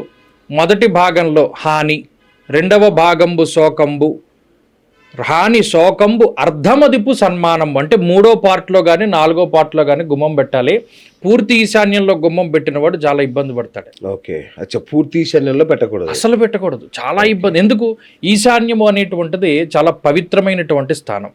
మన ఇంట్లో ఈశాన్యంలో ఇదివరకు అంతా దేవతా విగ్రహాలు అవి ఉండి పూజలు చేసేవారు. ఇప్పుడు ఈశాన్యం నుండి ఎవరెవరు వెళ్తున్నారు? మీరు వెళ్తున్నారు, మీ ఫ్రెండ్స్ వెళ్తున్నారు, మీకుండే కుక్క పిల్లలు, మీకుండే ఈ మధ్యన పందిళ్ళు కూడా పెంచుకుంటున్నారు, అవి వెళ్తున్నాయి, మీకుండే జంతువులు వెళ్తున్నాయి, మీ ఇంట్లో అందరూ తొక్కుకుంటూ వెళ్తున్నారు. ఇంకా దానికి పవర్ ఏముంది? అందుకని ఈశాన్యమందు ద్వారం పనికిరాదు. ఇంకా నాకు చదువు చెప్పిన ఆయన ఇంకో గొప్ప మాట ఒకటి చెప్పాడు. ఏంటి? నీకు ద్వారం ఎక్కడుందని అడిగాడు ఆయన. మీ ద్వారం ఏది? ఇది మీ ద్వారం, ఇందులోంచే గాలి వెళ్తోంది, ఇందులో ఇది ద్వారము. ఇదో కిటికీ మీకు పెట్టాడు దేవుడు. ఈ వాస్తు ప్రతి ఒక్కడికి కామనం. ఈ ద్వారం ఈశాన్యంలో లేదు, అందుకని ద్వారానికి అటో కిటికీ ఉండాలి. మన వాస్తు అంటే వాస్తవంగా అసలు వాసయోగ్యమైనటువంటిది వాస్తు. దానికి గుమ్మాలు కిటికీలు ఎలా ఉండాలన్నది లెక్క. మనకి ఒక గుమ్మం 2 కిటికీలు ఎలా ఉన్నాయి? మీరు పూర్వం ఏ ఇళ్ళైనా చూసుకోండి, దానికి సెంటర్లో గుమ్మం పెట్టేవాడు, అటో కిటికీ ఇటో కిటికీ. ఇప్పుడు అలా లేదు. ఈశాన్యంలో గుమ్మం పెడుతున్నాడు, ఇటో కిటికీ పెడుతున్నాడు, మధ్యలో దేవుడి గదికో కిటికీ పెట్టాడు, ఆగ్నేయంలో కిచెన్లో కిటికీ పెట్టాడు, ఒకే గుమ్మానికి ఒకే గోడకి 3 కిటికీలు పెట్టాడు. అయిపోయింది అక్కడ. మరి అసలు ఇంట్లో ఉండేటువంటి వ్యక్తి పైన పనిచేసేది వాస్తు. ఇంకొక గొప్ప పొరపాటు అందరూ చేసేది చెప్పనా? ఈ మధ్యకాలంలో మన ఆగ్నేయంలో వంటగది పెట్టుకుంటున్నాం. ఇది వరకు మండువా ఇళ్ళు కానీ, ఇది వరకు పెంకుటిళ్ళు ఏదైనా చూడండి, నైరుతిలో వంట ఉండేది. నైరుతిలో వంట. వాస్తు శాస్త్రంలో నిరుతి, రాక్షసుడు ఉండేటువంటి స్థానం నైరుతి. మీరు గమనించండి, పెద్ద పెద్ద భయంకరమైన జంతువుల దగ్గర నుండి దయ్యాలకి, భూతాలకి, రాక్షసులకి అందరికీ నిప్పంటే భయం. అందుకని మన వాళ్ళు నైరుతిలో నిప్పు పెట్టేవారు. ఎప్పుడైతే నైరుతిలో వంట వండాడో వాడు 100 ఏళ్ళు బతికాడు. మీరు కావాలంటే ఎన్ని మండవైళ్ళు తిరగండి, ఎన్ని పెంకుటిళ్ళు తిరగండి, ఎన్ని పెద్ద పెద్ద ఇళ్ళు తిరగండి, నైరుతిలో వంట పెట్టిన వాడు 100 ఏళ్ళు బతికాడు. ఇప్పుడు ఎలా చెప్తున్నానంటే ఆగ్నేయంలో వంట, నైరుతిలో పెంట అనేది చెప్తుంటారు అన్నారు. అవును, అదే అయింది పెంట జీవితం. అవునా? ఎందుకు మీకు అదే చెప్తున్నాను కదా. మీరు ఈయన పలానా ఆయన ఇంతకాలం బతికాడు, అది ఎవరిళ్ళైనా చూసుకోండి, పల్లెటూరులోకి వెళ్ళండి, వంట అంతా నైరుతిలోనే ఉంటుంది. నైరుతిలో వంట పెట్టిన వాడు 100 ఏళ్ళు బతికాడు. ఎందుకంటే ఆ నిప్పుకి ఆ రాక్షసుడు ఆ దయ్యాలు పోతారు. ఇప్పుడు తీసుకెళ్లి నైరుతిలో బాత్రూమ్ పెడుతున్నారు. అదే అన్న పెంట. నైరుతిలో బాత్రూమ్ పెట్టినప్పుడు దానికి గొయ్యి ఉంది కదా, నైరుతిలో గొయ్యి ఉన్నవాడు ఎలా పైకి వస్తాడు? బాత్రూంలో పడిపోయి ఇదయ్యేవారు, దెబ్బలు తగిలించుకునేవారు అందరు నైరుతి బాత్రూమ్ ఉన్నవాడు. మీరు ఎంటైర్ వాస్తుశాస్త్రాన్ని తప్పు పడుతున్నారు. లేదు, దీనికి ప్రమాణం ఉంది. ఎందుకంటే ఇప్పుడు మొత్తం ఇండ్లన్నీ కూల్చేయాలి. మీరు కూల్చక్కర్లేదు, చెప్పేది హైడ్రా కంటే ప్రమాదకరంగా ఉంది. కూల్చక్కర్లేదు, అన్ని అక్కర్లేదు, కొన్ని మార్పు. ఇప్పుడు నైరుతిలో బెడ్రూమ్, ఇప్పుడు నేను నైరుతిలో బెడ్రూమే కట్టుకున్నాను, ఓకే, నేనేం వంట పెట్టుకోలే. ఓకే, అలాంటప్పుడు ఏం చేయాలి అంటే దానికి కొన్ని నియమాలు. నైరుతిలో బాత్రూమ్ పెట్టకూడదు, తప్పు. ఓకే, నేనే ప్రత్యక్ష ఉదాహరణ. దక్షిణ నైరుతిలో బాత్రూమ్ పెట్టిన ఇంట్లో ఉన్నప్పుడు నేను ఎన్ని అనారోగ్య సమస్యలు ఎదుర్కొన్నానో. ఓకే, నేను అనుకున్నాను సరే ఇది అద్దెకుండే ఇల్లు కదా అప్పుడు ఫస్ట్ లో మనం అయితే ఇక్కడ ఇంకో పాయింట్ ఏంటంటే, ఇప్పుడు మీ చొక్కా నేను వేసుకున్నాను అనుకోండి, అది నాకు పట్టదు. టైట్ అయిపోయినా లూజ్ అయిపోయినా అది నా చొక్కా అయినా పక్కోడి చొక్కా అయినా అది నేను వేసుకున్నాను కాబట్టి అనుభవించాలి కదా. అంతేగా, అది అద్దెకున్నా సొంత ఇల్లు అయినా మనం వాస్తే దాని ఎఫెక్ట్ మన మీద ఉంటుంది. ఉండదు, ఓనర్కి ఉండదని అనకండి, ఎవరికైనా ఉంటుంది. ఉండేవాడికి ఎక్కువ ఉంటుంది, ఉండని వాడికి తక్కువ ఉంటుంది. వాడికి ఉంటుంది పాళ్ళు తేడా. ఇప్పుడు కాకపోతే అద్దెట్లో ఉన్నవాడికి పాయింట్ ఏంటి, ఇప్పుడు మీ చొక్కా నేను వేసుకున్నాను, లేదా నా చొక్కా కాదనుకోండి ఇప్పుకుని వెళ్ళిపోతాను. నా చొక్కా అయితే కుట్టించుకోవడము, ఆల్టరేషన్ చేసుకోవడము, ఇంకోటి చేసుకుంటా. ఆ వెసులుబాటు నాకు ఉంటుంది. వాస్తు కూడా అంతే. అందుకని నైరుతిలో మీకు ఈ వాస్తు అంటే అసలు ఇదేం వాస్తు, శల్య వాస్తు అని ఒక వాస్తు ఉంది. శల్యవాస్తు అంటే ఎముకలు. తూర్పున పశువుల ఎముకలున్న శిశువులకు హాని కలుగున్నన్నాడు. ఒకడికి సంతానం కలగదు, ఒకటి తూర్పున ఎముకలు ఉంటాయి. మా గురువుగారు నాకు చెప్పిన యథార్థమైనటువంటి కథ చెప్తాను. ఓ యజమాని ఇల్లు కట్టుకున్నాడు, గృహప్రవేశం చేస్తూ చచ్చిపోయాడు, కొబ్బరికాయ కొడుతూ చచ్చిపోయాడు. ఇప్పుడు ఈయనకి 70 ఏళ్ళు పైన ఉంటాయి, అప్పట్లో ఆయనకి 30 ఏళ్ళు. ఊటే అన్నాడు. పంతులు గారు అందరిని అడుగుతారు కదా, ఎలా జరిగింది ఏది దోషం అంటే, నైరుతిలో ఈ ఇంటికి పశువులు ఎముకలు ఉన్నాయి, యజమాని చచ్చిపోయాడు అన్నాడు. బిల్డర్ వాళ్ళు మామూలు వాళ్ళు కాదు. ఏం పంతులు నువ్వేం చెప్తున్నావు, నువ్వు నేను కట్టినోడిని దీని కింద ఎముకలు ఉన్నాయంటావేంటి, కనబడకపోతే నిన్ను ఇక్కడ కట్టేస్తాను. అలా ఆయన చాలా మంచి ఇదైన వాడు. చూద్దాం ఏముందని. కొత్త ఇల్లు యజమానికి అలా అయింది, వీళ్ళకి నైరుతిలో తవ్వడం మొదలెట్టారు. ఇలా తవ్వగా 6 అడుగులకు 7 అడుగులకు గేదె ఎముకలు వచ్చాయి. దానికి మీరు ఏం చెప్తారు సమాధానం? శల్యవాస్తు అంటారు దాన్ని. మామూలుగా ఇది వరకు పూర్వకాలం పెద్దలు, అరే మీరేంట్రా కొట్టు చచ్చిపోతున్నారు, ఇంట్లో ఏమైనా కాకి ఎముకలు ఉన్నాయా అని అడిగేవారు. అలాగే కొట్టుకుంటారు. ఏ దిశలో ఏ శల్యములు అనగా ఏ ఎముకలు ఉంటే ఏం జరుగుతుందో శాస్త్రంలో చెప్పారు. 16 రకాల శాస్త్రాలు, 16 రకాల వాస్తు, మయ వాస్తు, కృష్ణ వాస్తు, ఏ వాస్తు తీసుకోండి. ఏ వాస్తులోనూ కూడా ఈశాన్యంలో గుమ్మం పెట్టమని లేదు. ఓకే. అయితే ఇక్కడ పాయింట్ మారుతుంది, స్థలాన్ని బట్టి గుమ్మాలు మారుతాయి. ఇప్పుడు మీకు అన్నానే, మీరు చెప్తే నమ్మరు, ఒక ఆయన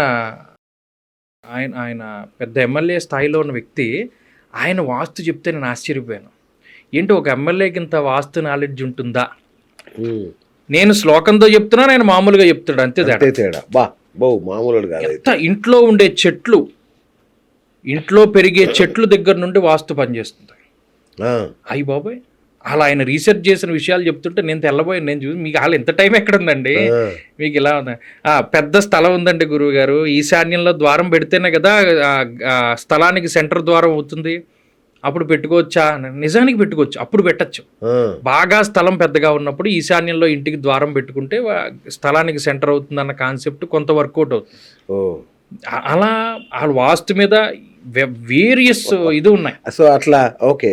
అయితే బాల్కనీకి వదిలేసే ప్లేస్ కూడా మనం కన్సిడర్ చేయొచ్చు. ప్రతిదీ లెక్క. అంటే అప్పుడు ఈశాన్యం కాదు కదా, అప్పుడు చాలా అన్ని ఉంటాయి. ఇప్పుడు అంటే పదం దేనికి కట్టారో చూసుకోవాలి. దీనికి క్షేత్రీకృత పదం అని ఒకటి ఉంటుంది, దాన్ని బట్టే ధనం, రుణం, ఆయుర్దాయం, అంశ, దిక్పతి, ఇలా ఏకాదశ వర్గ వచ్చినా చూడ ఏ వచ్చినా దాన్ని బట్టే వస్తాయి. ఇదంతా లెక్క. వాస్తు అంటే క్యాలిక్యులేషన్ తప్పితే ఏమి లేదు. ఇప్పుడు నేను ఇందాక చెప్పాను శల్య వాస్తు. మీరు ఇప్పుడు చూడండి, శ్మశానాల్లో బిల్డింగ్లు కడతారు, ఆక్యుపై చేసి కడతారు, పాతది శ్మశానం అని తెలియదు. అందులో ఉన్నవాడు ఏం బాగుంటాడు? ఎవడు బాగోడు కదా. అందుకనే పూర్వం ఏం చేసేవారంటే స్థలశుద్ధి అంటే ఏంటి? ఈ స్థలంలో ఉన్న మట్టి అంతా కూడా తవ్వేసి కొత్త మట్టి వేసి పూడ్చుకుని, దానికి ఇంకా పరీక్షలు కూడా ఉన్నాయి. పాత మట్టి తీసేసి ఆ తవ్విన మట్టి మళ్ళీ అందులో వేస్తే ఇంత తేడా వచ్చిందా అంత తేడా వచ్చిందా దాన్ని బట్టి కూడా ఆ స్థలం ఎలాంటిది చెప్తారు. బా. అవన్నీ లెక్కలు. ఆ, మొత్తం అంతా తీసేసి అప్పుడు ఫౌండేషన్ వేసి కట్టుకునేవారు. ఓకే. ఇప్పుడు అంత ఊపిక ఎవడుకుంది? అదే కదా. అసలు ఈ శల్యవాస్త ఎవడికి తెలుసు? అసలు మీరు ఫస్ట్ టైం వింటున్నారు. చెల్లివాస్త అనేది ఒకటి ఉందని ఫస్ట్ టైం వింటున్నారు. మరి ఒకటి ప్రాబ్లం పైన దాని వల్లే కాదు, లోపల దాని వల్ల కూడా అవుతుంది. Okay, right. ఇంకోటి గురుగారు, వాస్తు అన్నారు కాబట్టి గుర్తొచ్చింది, ఈ తులసి కోట, ఉమ్, తర్వాత ఫిష్ ట్యాంక్ అని అవును. ఇవన్నీ పెడుతుంటారు కదా ఇంట్లో. ఈ తులసి కోటకి ఏమైనా శక్తి ఉందా, ఈ వాస్తుని సరిచేసే శక్తి కానీ? అయ్యో చాలా ఉంది, అదే చెప్తున్నాను. మన ఇంట్లో ఏ వృక్షాలు పెరగాలి, ఇప్పుడు మీకు ఇందాక చెప్పాను మనం మాట్లాడుకుంటూ బిల్వ నిలయాయ నమః అని. అవును. ఎక్కడ ఏ ఇంట్లో అయితే బిల్వ వృక్షం ఉంటుందో ఆ ఇంట్లో సిరి సంపదలు ఉంటాయి అన్నాడు. ఓకే. సమస్త దేవతలు బిల్వ వృక్షం దగ్గర ఉంటారు. అలాగే సమస్త దేవతా స్వరూపిణి తులసి. వీటి దగ్గర నుండి వచ్చే గాలి చాలా మంచిది. సో అందరూ వేప చెట్టు ఎందుకు పెంచుకుంటారు గురుగారు? ప్రతి ఇంటి ముందు ఒక వేప చెట్టు ఉంటుంది కంపల్సరీ. మరి అది గాలి ప్యూరిఫైయర్ కదండి. అచ్చా, ఓకే. ఆ గాలిని ఎవడింటి దగ్గర అయితే నైరుతిలో వేప చెట్టు ఉందో వాడు మహాభోగం అనుభవించినట్టే లెక్క. మీరు ప్రపంచవ్యాప్తంగా ఎక్కడైనా చూడండి, గాలి నైరుతి నుండి ఈశాన్యానికి వెళ్తుంది. అచ్చా, ఓకే. చాలా గొప్ప విషయం.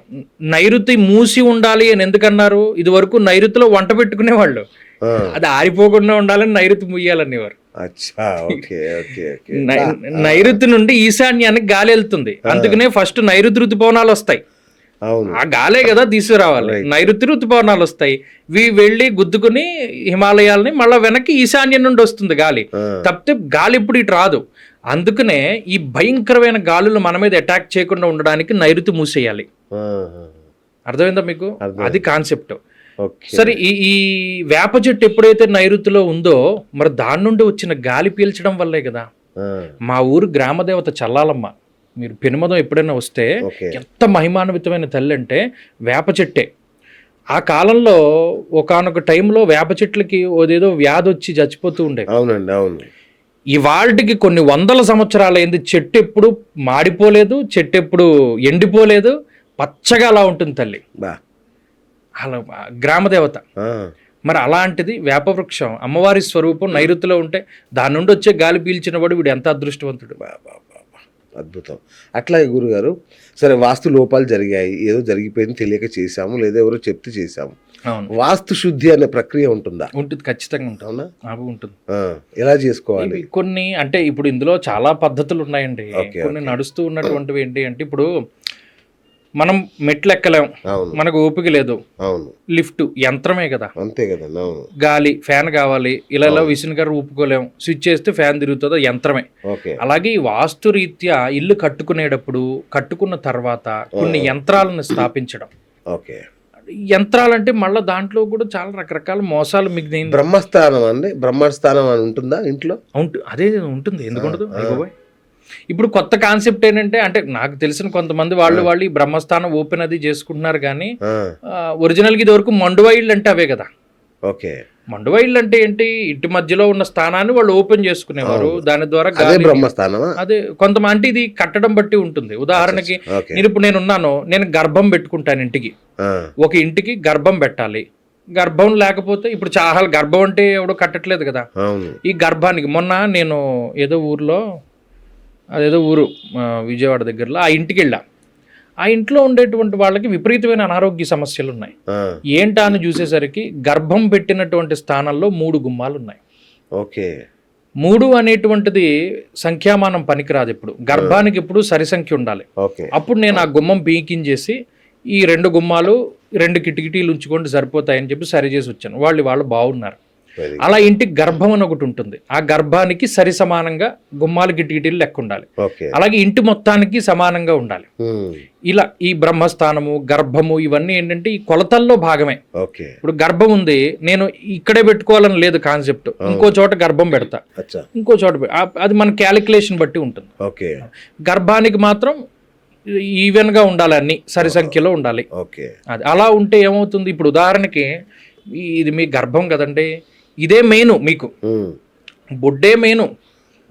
మరి మీ తల్లి గారికి మీకు కనెక్షనే ఇది, అంతే కదా. అవును. మీకు అందుకని ఇది ఇప్పుడు మీకు ఒక కాన్సెప్ట్ కూడా రన్ అవుతుంది. ఈ నాభిలో పలానా ఆయిల్స్ అంటే ఈ నూనె వేసి దీన్ని మర్దన చేసుకోవడము లేకపోతే దీన్ని శుభ్రం చేసుకోవడం వల్ల కూడా హెల్తీగా ఉంటున్నారు అన్న కాన్సెప్ట్ కూడా ఇప్పుడు పెరుగుతుంది. ఎక్కువ రీసెర్చెస్ పెరిగే కొద్ది ఒక ఆయన అన్నాడు, ఏమన్నాడు, సైంటిస్టులు ఎంత పెరిగితే వాళ్ళు ఎంత రీసెర్చ్ చేస్తే ఈ సనాతన ధర్మం యొక్క ఇంపార్టెన్స్ అంత తెలుస్తుంది అన్నాడు. అలా రావాలి. ఇంకా ఏకాదశి ఉపవాసం గురించి ఎలా తెలిసింది, అలాగే ప్రతి దాని గురించి తెలుస్తుంది, థెరపీలు తెలుస్తాయి, అన్నీ తెలుస్తాయి. సో అలా ఏంటంటే ఈ బ్రహ్మస్థానం ఒకటి లేకపోతే ఈ గర్భం ఒకటి, ఇవన్నీ కూడా చాలా ముఖ్యం. ఒక ఇంటికి ఇప్పుడు మీకు ఈ గర్భం ఉంది, ఈ నాభి ఉంది, దీన్ని కనెక్ట్ అయ్యే ఉంటాయి. మీరు ఏం మాట్లాడినా నాభిలోంచి వస్తుంది మాట. అందుకనే శివమహాపురాణంలో కూడా బిందు నాదాల యొక్క అనుసంధానము అంటారు. ప్రతి మాట చాలా సూక్ష్మంగా తీసుకోవాలి. బిందునాదము అనేటువంటి మాట మాట్లాడతారు. ఈ నాభి అనేటువంటి కేంద్రం గనక దెబ్బతింటే వాడు ఉండడు, వాడు బతకడం. అలాగే గర్భం, ఇంట్లో గర్భం గనక పాడైపోతే ఆ యజమాని ఇబ్బంది పడిపోతాడు. ఒక యజమాని ఇంటికి వెళ్ళి ప్రశాంతంగా, ఇప్పుడు మీరున్నారు, రకరకాల టెన్షన్స్ ఉంటాయి, ఎన్ని టెన్షన్స్ ఉన్నా ఇంటికి వెళ్ళేసరికి ఒక పాజిటివ్ ఫీల్ వచ్చింది అనుకోండి, మర్చిపోతాం. ఆ పాజిటివ్ ఫీల్ ఎలా వస్తుంది, మీకు ఒక వర్గ్ ఉంటుంది, ఆ వర్గుకు తగ్గట్టు ఇంటి ప్లాన్ వేయించుకోవాలి. మీకు శత్రు వర్గుల్లో ఇల్లు కట్టుకుంటే జీవితం తలకిందులైపోతుంది. ఆ ఇంట్లో వచ్చిన ఆలోచనలన్నీ చెడు ఆలోచనలు వస్తాయి. ఈ ఆలోచనలు కూడా ఎలా వస్తాయంటే మన సరౌండింగ్స్, ఇప్పుడు ఉదాహరణకి బూత్ బంగళాలు అంటారు, అంటే ఏంటి, దానిలోంచి సౌండ్లు వస్తాయి. ఈ గాలి అనీవెన్గా ట్రావెల్ అవుతూ ఉంటుంది. వాస్తులో గుమ్మాలు కిటికీలు, గుమ్మం తిన్నగా గుమ్మం లేకపోతే ఏమవుతుంది, ఈ గాలి ఈ గుమ్మంలోంచి వచ్చి అది అటు ట్రావెల్ చేసేటప్పుడు ఇక్కడ బెండ్ అయినప్పుడు ఇంకోటప్పుడు సౌండ్లు కొట్టుకుంటుంటాయి కిటికీలు తలుపులు. అది కాక కొంచెం కొన్ని చాలా చాలా తక్కువ అల్ట్రాసోనిక్ గా కొంచెం సౌండ్స్ కూడా చేస్తాం. ఇవన్నీ కూడా మనకి తెలియవు. సో ఆ ప్రభావం అంతా మీ మీద పడుతుంది. మీ ప్రధానమైనటువంటి కేంద్రం మీ బుర్ర. ది సీక్రెట్ అని ఒక పుస్తకం ఉంటుంది. అది ఎంత పవర్ఫుల్ విషయాలు చెప్తాడంటే, నువ్వేదనుకో అది అయిపోతుంది. అవును, మేనిఫెస్టేషన్ అని ఈ మధ్య బాగా ప్రచారంలోకి వచ్చింది. మీకు లెఫ్ట్ బ్రెయిన్ రైట్ బ్రెయిన్ అని రెండు ఉంటాయి. ఈ లెఫ్ట్ బ్రెయిన్ అంతా జనరల్ థింకింగ్, మామూలు ఒక మనిషి వాడి జీవిత భాగంలో ఇందులో ఒక 10% వాడితే గొప్ప, అంతే. రైట్ బ్రెయిన్ అసలు వాడడం, మన పూర్వీకులందరూ రైట్ బ్రెయిన్ వాడేవారు. మీరు ఇప్పటికీ వాడచ్చు. చిన్న చిట్కా, రాత్రి పడుకునే ముందు నేను పొద్దున్న 5ంటికి లేవాలి 5ంటికి లేవాలి 5ంటికి లేవాలి 5ంటికి లేవాలని 40-50 సార్లు అనుకోండి, 4:59 మెలకు వస్తుంది. ఒళ్ళు అలా వెంట్రుకలు లేచి నుంచి ఉంటాయి. ఎందుకు, ఒక దాన్ని ఎక్కువ సార్లు మనం అనుకోవడం వల్ల ఈ లెఫ్ట్ బ్రెయిన్లోంచి రైట్ బ్రెయిన్లోకి వెళ్ళి అది అక్కడ స్టోర్ అవుతుంది. రైట్ బ్రెయిన్ ఒకటి పట్టుకుంటే దాన్ని వదలదు, 1 నిమిషం ముందే యాక్టివ్గా పనిచేస్తుంది.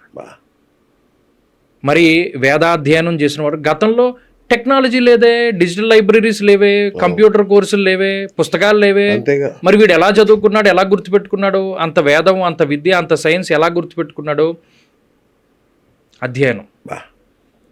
అంత అంత మనిషి బుర్ర. మరి ఈ బుర్ర పనిచేసి మన జీవితంలో చక్కగా మనకు కావలసినవన్నీ రావాలి అంటే వీడు ఉండే స్థానం గొప్పగా ఉండాలి, వీడు పడుకునే స్థానం గొప్పగా ఉండాలి, వీడు తినే స్థానం గొప్పగా ఉండాలి. దక్షిణానికి తిరిగి తిన్నాడు, అయిపోయింది, ఇంకేముంది అందులో. దక్షిణానికి తిరిగి తినకూడదు. ఇదొకటి ఉందా? ఏంటి గురుగారు, ఇదంతా కూడా పడుకోకూడదు, దక్షిణానికి తినకూడదు అంటే ఏం చేయాలి? ఉత్తరానికి ఎందుకు పడుకోకూడదు, దానికి రీజను మన ఎర్త్ యొక్క అయస్కాంత తత్వానికి సంబంధించిన లైన్స్ అన్ని కూడా నార్త్ సౌత్ ట్రావెల్ చేస్తూ ఉంటాయి. మీరు ఉత్తరం వైపు తలకే పెట్టి పడుకుంటే మీ బాడీలో ఒక మ్యాగ్నెటిక్ ఫీల్డ్ ఉంటుంది, భూమికి ఉండేటువంటి మ్యాగ్నెటిక్ ఫీల్డ్ ఉంటుంది. అవి రెండు కూడా కొలాప్స్ అయిపోతాయి. అంటే అవి రెండు కూడా ఒకేసారి ఇది అవ్వడం వల్ల బాడీలో. అందుకనే ఎవరైనా మరణించినటువంటి వ్యక్తిని ఉత్తరానికి పడుకోబెడతారు. అవును, కరెక్ట్. అవునండి. మీ బాడీలో ఉండే మ్యాగ్నెటిక్ ఫీల్డ్, భూమి యొక్క అయస్కాంతము రెండు కూడా ప్యారలల్ గా అవ్వకూడదు కాన్సెప్ట్. అందుకని మన ఇల్లు కట్టుకునేటప్పుడు పూజా గది ఈశాన్యంలో పెడతాము, మీ ఇంటి ట్యాంక్ నైరుతిలో పెడతాము. శివుడు నెత్తిమించి గంగ వచ్చినట్టు నైరుతిలోంచి గంగ అంతా ఈశాన్యానికి వస్తుంది, ఈశాన్యం నుండి బయటికి వెళ్ళిపోతుంది. తప్పితే ఈ వాటర్ వెనక్కి ఫ్లో అవ్వకూడదు. అయిందా, అయిపోయినట్టు. వాస్తు అన్నది ప్రతిదీ, నీటికి శక్తి ఉంటుంది, గాలికి శక్తి ఉంటుంది, ఓ మనిషిలో శక్తి ఉంటుంది, అన్ని శక్తి కేంద్రాలే. పంచభూతాలని జాగ్రత్తగా ప్రతిష్ఠించాలి అక్కడ. Energy neither be created nor be destroyed, but one form of energy can be converted into another form. మీ దగ్గర ఉన్న శక్తి, ఫిజికల్గా ఒక శక్తి ఉంది, ఈ శక్తిని మీరు కోల్పోయి ఇంకో రకంగా ఫ్యాన్ తిప్పుతూ ఉండడం, మనలో ఉండే శక్తి ఫ్యాన్ శక్తిలోకి మారుతుంది, ట్రాన్స్ఫర్మ్ అవుతుంది తప్పితే శక్తి ఎక్కడ నాశనం లేదు. ఓకే, అలాగే మన ఇంట్లో ఉండే ప్రతిదీ శక్తే. నేను అందుకని పీవీసీ అంటే మనం అలా చెప్పకూడదు కొన్నిసార్లు, ఈ గుమ్మాలు కిటికీలు ఇవన్నీ చెక్కతో పెట్టుకోమంట. నా చాదస్తాం, చెక్కతోనే పెట్టుకో, వేపతో చేసిన గుమ్మాలు పెట్టుకో, వేపతో చేసిన కిటికీలు పెట్టుకో, అందు నుండి కొంత పాజిటివిటీ వస్తుంది. మీకు ఎక్కువ తెలుస్తుంది, స్టూడియో కదా మీది, మీరు గమనించింది, మీకు నాయిస్ ఎలా రెడ్యూస్ అవుతుంది? వుడ్డే కదా, వుడ్ ఉంటేనే అవుతుంది. వుడ్ లేకపోతే అవ్వదు. నాయిస్ రిడక్షన్ ఎలా జరుగుతుంది? సో ఇంట్లో ఉన్న నెగిటివ్ ఎనర్జీ, నాయిసెస్ ఇంకోటి రెడ్యూస్ అవ్వాలంటే ఆ గుమ్మాలు కిటికీలు అన్నవి చెక్కతోనే చేయించుకోవాలి. ఓకే, అది తలుపులు అన్ని ప్లాస్టిక్ కదండి, అన్ని.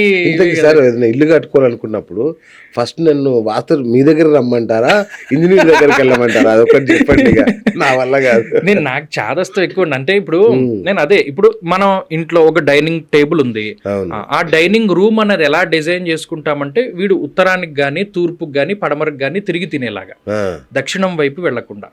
ఓకే, పడుకునే బెడ్రూమ్, ఆ తర్వాత డైనింగ్ టేబుల్ ఉంటుంది కదా, అందరు ఉంటారు, అందరూ ఒకే వైపు కూర్చోకూడదు, దక్షిణానికి తిరిగి కూర్చోకూడదు. ఒరిజినల్ గా ఈ డైనింగ్ టేబుల్ ఇలా వేసుకున్న విధానంలో ఉత్తరానికి, తూర్పుకి, పడమరకే ఉండాలి. కుర్చీ తీసేయాలి, అక్కడ కుర్చీ ఉండకూడదు ఇంకా. ఓకే, దక్షిణం వైపు కుర్చీ. మన వాటర్ ఫ్లో అయ్యేది, మన బాత్రూములు కొన్ని ఉంటాయి, ఓడు పెడతాడు బాత్రూమ్, అందులోంచి ఇంట్లోంచి వెళ్తుంది పైప్ లైన్ ఒకటి, లేదు వెనక్కి వస్తుంది పైప్ లైన్ ఒకటి. అలా వెనక్కి ఏది ఫ్లో అవ్వకూడదు, చాలా ప్రమాదం. నీళ్లు ఫ్లో అయ్యేది, మనం వేస్ట్ ఫ్లో అయ్యేది, ఇవన్నీ కూడా చాలా ఇంపార్టెంట్. అట్లాగే గురుగారు, ఆధ్యాత్మిక వస్తువులు ఉంటాయి కొన్ని, శ్రీ యంత్రం గానీ, లక్ష్మీ లాకెట్ అనో, రుద్రాక్షలను, ఇవన్నీ ఎక్కడ పెట్టాలి? ఇంట్లో ఏ ప్లేస్ లో పెట్టుకోవాలి? ఒరిజినల్ గా ఇంట్లో మనం విగ్రహాలు పెట్టుకునేటప్పుడే చాలా ఆలోచించాలి. అంగుష్ట మాత్రం కన్నా ఎక్కువ సైజు ఉన్నటువంటి విగ్రహాలు పెడితే దాని పోషణ మనమే చేయాలి. ఓకే, పెట్టుకోకూడదు. సాక్షాత్తు కంచి పరమాచార్యులు వారు ఒక మాట అన్నారు, ఈ ఈ యంత్రాలని, లేకపోతేనేమో ఇవి ఉంటాయి కదా వాళ్ళు శ్రీచక్రాలు, అవి అసలు ఇంట్లో పెట్టుకోకూడదని ఆయనే చెప్పారు. మీరు చేయలేరు దానికి సంబంధించినటువంటి పోషణ. అంతే కదా, మనకి ఏది ఆనవాయితీ ఉందో అది చేయాలి. మనకి ఆనవాయితీ లేని వాటి గురించి మనం ఇప్పుడు చూడండి, అరటి అందరికీ ఆనవాయితీ ఉండదు, అరటి చెట్లు అందరూ వేరు, తమలపాకులు ఆనవాయితీ ఉండవు. ఇలా కొన్ని ఆనవాయితీ ఉన్న పనులు చేయాలి.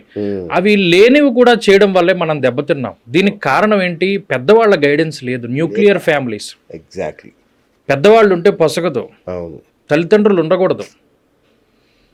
అమ్మాయి పెట్టిన రిస్ట్రిక్షన్స్ ఏంటంటే, తల్లిదండ్రులు ఉండకూడదు నీకు. వీడు ఎలా వచ్చాడు? గాలి నుండి వచ్చాడు, ఈ డబ్బు బాబు ఒక మొక్కని మీరు ఓ మొక్క వేశారు, చిన్నప్పుడేమో పురుగులు పట్టకుండా, పెద్దయ్యాక ఆవులు గేదెలు తినకుండా కంచి కట్టుకుని జాగ్రత్తగా పెంచి పోషించుకుని పళ్ళు కోసుకునే టైంలో నువ్వు నువ్వు ఉండకూడదంటే మీకు ఎంత బాధ వేస్తుంది. అన్యాయం. అలాగే తల్లిదండ్రులు ఉండకూడదు అని పెట్టడం అన్నది తప్పు కాదు, చాలా పెద్ద తప్పు కదండి. వాళ్ళు పాపం పెద్దవాళ్ళు, వాళ్ళకి మహా అయితే వాళ్ళ కోరికలే ఉంటాయి, వాళ్ళు చూస్తూ బతుకుతుంటారు. అంతే కదండి. నా ప్రశ్నకు మీరు ఆన్సర్ చెప్పలేదు గురుగారు. మేము ఇంజనీర్ దగ్గరికి వెళ్ళాలా, మీ దగ్గరికి రావాలా? అంటే దీన్ని ఎట్లా మిళితం చేయాలనేది నాకు లేదు. ఇంజనీర్ అంటే మనం ఏదైనా ఒక ప్లాన్, ఉదాహరణకి నేను ఇచ్చాను అనుకోండి, దానికి ఒక పదం, ధనం, ఆయుర్దాయం, అంశాధిపతి ఇవన్నీ ఉంటాయి. అది డెవలప్మెంట్ కావాలంటే ఇంజనీర్ చేయాలి. సో ఫస్ట్ మీ దగ్గరికి వచ్చి, అంటే వాస్తు పండిట్ దగ్గరికి వెళ్ళి వచ్చి ఇంజనీర్ దగ్గరికి వేసుకొని దాన్ని పట్టుకొని ఇంజనీర్ దగ్గరికి వెళ్ళాలి. ఇప్పుడు ఇంజనీర్ కి దాంట్లో ఉన్న స్ట్రెంగ్త్ ఎలా ఇవ్వాలి, లేకపోతే ఎలివేషన్ ఏ డిజైనింగ్ లో కట్టాలి, లేకపోతే దీనికి ఎలా వేయాలి ఏంటి అన్న ప్లాన్ ఉంటుంది. దీన్ని పిల్లర్లు వేయాలని. ఇప్పుడు మనం ఏం చేస్తాము, మనం పిల్లర్లు ఎక్కడ పెట్టాలి చెప్పగలుగుతాం, గుమ్మాలు గిటిగిటీలు ఎక్కడ పెట్టాలి చెప్పగలుగుతాం, ఈ శాస్త్రీయం అంతా మనం అందిస్తాం, సాంకేతికతను ఆయన అందించుకోవాలి అంతే. ఓకే, మొత్తానికి ఇల్లు కట్టాలంటే ఫస్ట్ మీ దగ్గర రావాలి. వండర్ఫుల్, వండర్ఫుల్ గురుగారు. తర్వాత ఈ మధ్య ఆధ్యాత్మికంగా బాగా పాపులర్ అయిన పదం ఏంటంటే దశమహావిద్యలు. దశమహావిద్యలు, పూజలు అసలు మామూలుగా నడవట్లే ఇప్పుడు, వ్యాపారం కానీ లేదంటే పూజలు కానీ. ఏంటి అసలు ఈ దశ మహావిద్యలు, వాటి విశిష్టత ఏంటి అసలు? మీకు తెలియని విషయం ఏంటంటే ఇవాళ ధూమావతి జయంతి. ఓ అచ్చా, ఓకే. అమ్మవారు ఆ, అంటే ఏం లేదండి, అంటే ఆ దశ మహావిద్యలో ఒకటి ధూమావతి అమ్మవారు. ధూమావతి అమ్మవారు అంటే ఆవిడ ఎలా ఉంటారంటే చూడ్డానికి అంటే వైధవ్యంతో కూడి ఉన్నటువంటి అమ్మవారు. ఒక చేతిలో చేట, ఒక చేతిలో చీపురు పట్టుకుని ఉచ్చాటనా దేవత అంటారు. ఓకే. ఉచ్చాటనము అంటే మనం భూతోచ్చాటనం చేస్తాం ప్రతిరోజు. అంటే ఏంటి? ఉత్తిష్టంతు భూత పిశాచాహ ఏతే భూమి భారకాహ మంత్రం ఉంటుంది. ఏ పూజ చేయండి ఏదైనా స్టార్టింగ్లో ఈ మంత్రం ఖచ్చితంగా ఉత్తిష్టంతు భూత పిశాచాహ, నా చుట్టూ ఉన్న భూతాలారా పిశాచాలారా ఉత్తిష్టంతు వెళ్ళిపోండి. ఓ, దాన్ని భూతోచ్చాటన మంత్రము అంటారు. అది ఎవడైనా రోజు చేస్తారు, అంతేగాని భూతాలను ఆవహించడం కాదు. అలాగే ఈవిడ ఉచ్చాటనా దేవత. మన జీవితంలో ఎంత భయంకరమైనటువంటి సమస్యనైనా తీసేయగలుగుతుంది అమ్మవారు. ఆవిడని స్మరించుకోవాలి, ఎందుకంటే ఇవాళ ఆవిడ యొక్క తిథి అన్నమాట. దాన్ని కొంతమంది ఏంటంటే ఈ అమ్మవారు ఆవిర్భవించినటువంటి రోజు ఈ రోజు అని చెప్తారు. ఏదైనా జ్యేష్ఠ మాసంలో శుక్లపక్షంలో అష్టమి తిథి నాడు ధూమావతి జయంతిగా చెప్తారు. ఇందులో అమ్మవారంటే శక్తి స్వరూపిణి, ఏమి లేదు ఇందులో కాన్సెప్ట్. దశ మహావిద్యలు అనగానే కొంతమంది ఎందుకో నెగిటివ్గా ఫీల్ అవుతుంటారు. ఏమి లేదు, అంతా అమ్మవారిదే, ఏ రూపమైనా అమ్మవారిదే. ఇప్పుడు ఉదాహరణకి భండాసుర వధ జరుగుతూ ఉన్నప్పుడు లలితోపాఖ్యానం అని చెప్పి ఒకటి ఉంటుంది. హయగ్రీవుడు అగస్త్య మహర్షి ఇద్దరి యొక్క సంవాదంలోంచి బయటకు వచ్చినటువంటిది లలితా రహస్యనామ స్తోత్రం. లలితా సహస్రనామాలన్నా రహస్యనామాలన్నా అదే. లలితోపాఖ్యానము అని చెప్పి ఒకటి ఉంటుంది, బ్రహ్మాండ పురాణాంతర్గతమైనటువంటి విషయం అది. అందులో భండాసుర వధ ఎలా జరిగిందో తెలుసుకుంటే ఆశ్చర్యం వేస్తుంది. అందులో ఈ లలితా సహస్రనామం అంతా దాని గురించే చెప్తూ ఉంటుంది. అమ్మవారి యొక్క అవతారాలు, శక్తులు, వారాహి అమ్మవారైనా సరే, అశ్వారూఢాధిష్ఠితాశ్వ కోటి అశ్వారూఢ అనేటువంటి అమ్మవారు కానీ, లేకపోతేనేమో ఈ గజబల సంపన్నమైనటువంటి ఇది కానీ, ఇవన్నీ కూడా ఏంటంటే అమ్మవారి యొక్క శక్తి స్వరూపాలే.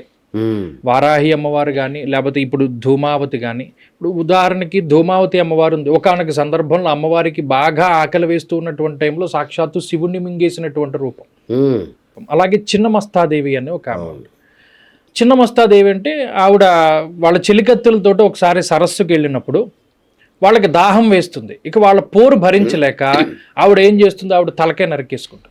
ఇందులోంచి 3 ధారలుగా రక్తపు చుక్కలు వచ్చి ఈ ఆవిడ ఇద్దరు చెలికత్తుల్లోనూ ఈవిడ మొక్కల్లోనూ కూడా ఆ రక్తం అంతా ధారగా పడుతుంది. అందుకని అమ్మవారి రూపం కూడా చిన్న మస్త, అంటే మస్తకం తీసేసినటువంటి రూపం. బగళాముఖి అంటే బగళాముఖి అంటే 2 అర్థాలు.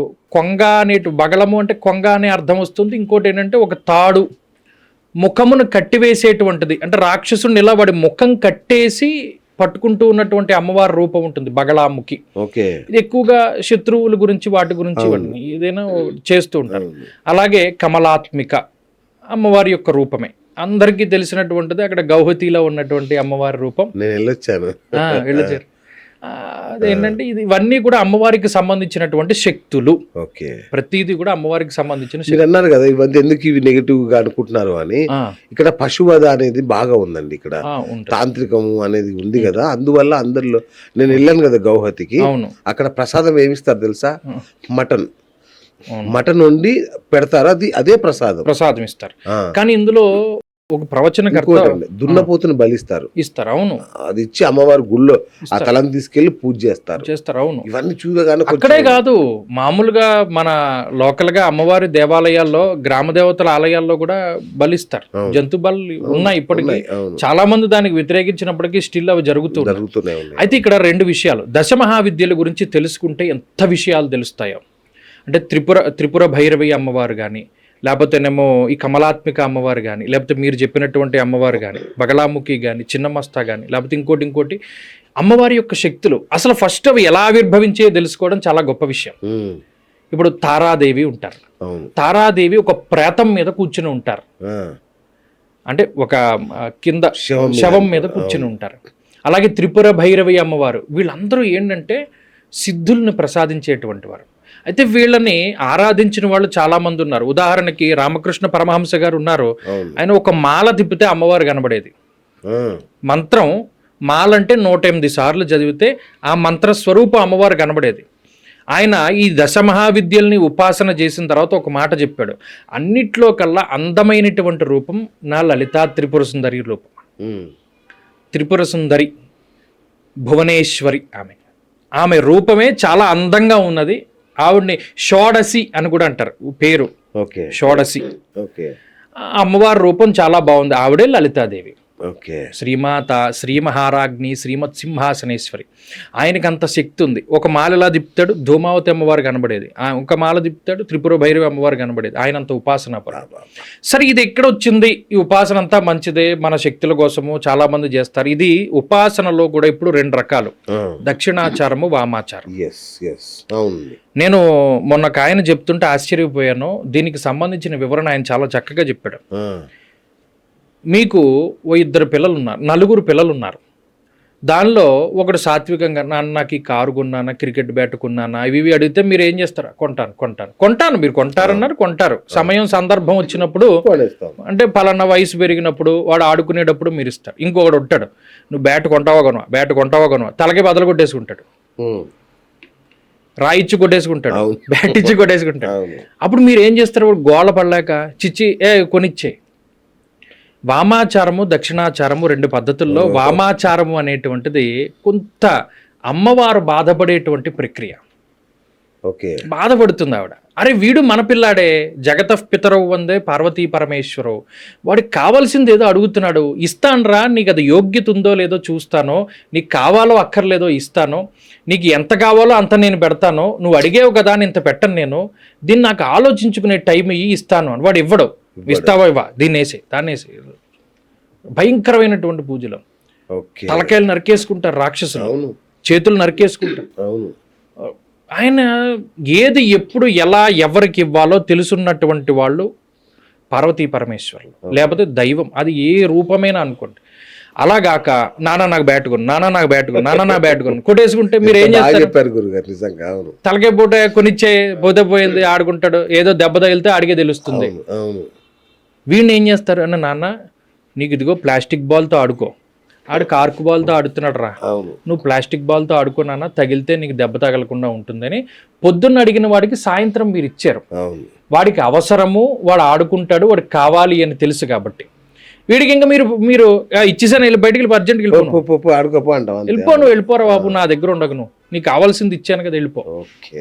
కానీ వాడికి దెబ్బ తగిలినా అమ్మే బాధపడాలి, వీడికి దెబ్బ తగిలినా అమ్మే బాధ. అది 2 పద్ధతులు. ఒక ఆయన చెప్పాడంటే, ఎవరో ప్రవచనం, నేను అది విన్నది, చెప్పాడు, చాలా బాగా చెప్పాడు. ఇది సాత్వికంగా వాళ్ళకి ఎప్పుడు ఇవ్వాలో తెలిసి, ఎంత ఇవ్వాలో తెలిసి ఇచ్చేటువంటి పద్ధతి. ఇది నాకు కావాలి, నువ్వు ఇస్తావా, ఇవ్వా, తీసుకో, దానివల్ల వచ్చే కాన్సిక్వెన్సెస్ నీకు తెలియదు ఫ్యూచర్లో, దాని నా దగ్గరికి రాకమన్నా వెళ్ళిపో. అది ఇప్పుడు వామాచార పద్ధతికి సంబంధించిన దేవతలు ఉంటారు కదా గురుగారు, వీరిని మన రెగ్యులర్ పూజా మందిరాల్లో ప్రతిష్ఠించుకోవచ్చా? వీటికి వేరే స్థానం ఏమైనా ఉంటుందా? చాలా వింత ప్రశ్న. అసలు వామాచార దేవతలు అన్న వాళ్ళు వేరేగా ఉంటారా? అంటే ఇప్పుడు మీరు చెప్పిన వాళ్ళందరూ బలుల్ని ఇట్లాంటి ఇప్పుడు అంటే కాదు గురుగారు, మాకు తెలిసిన అమ్మలు ఎవరు?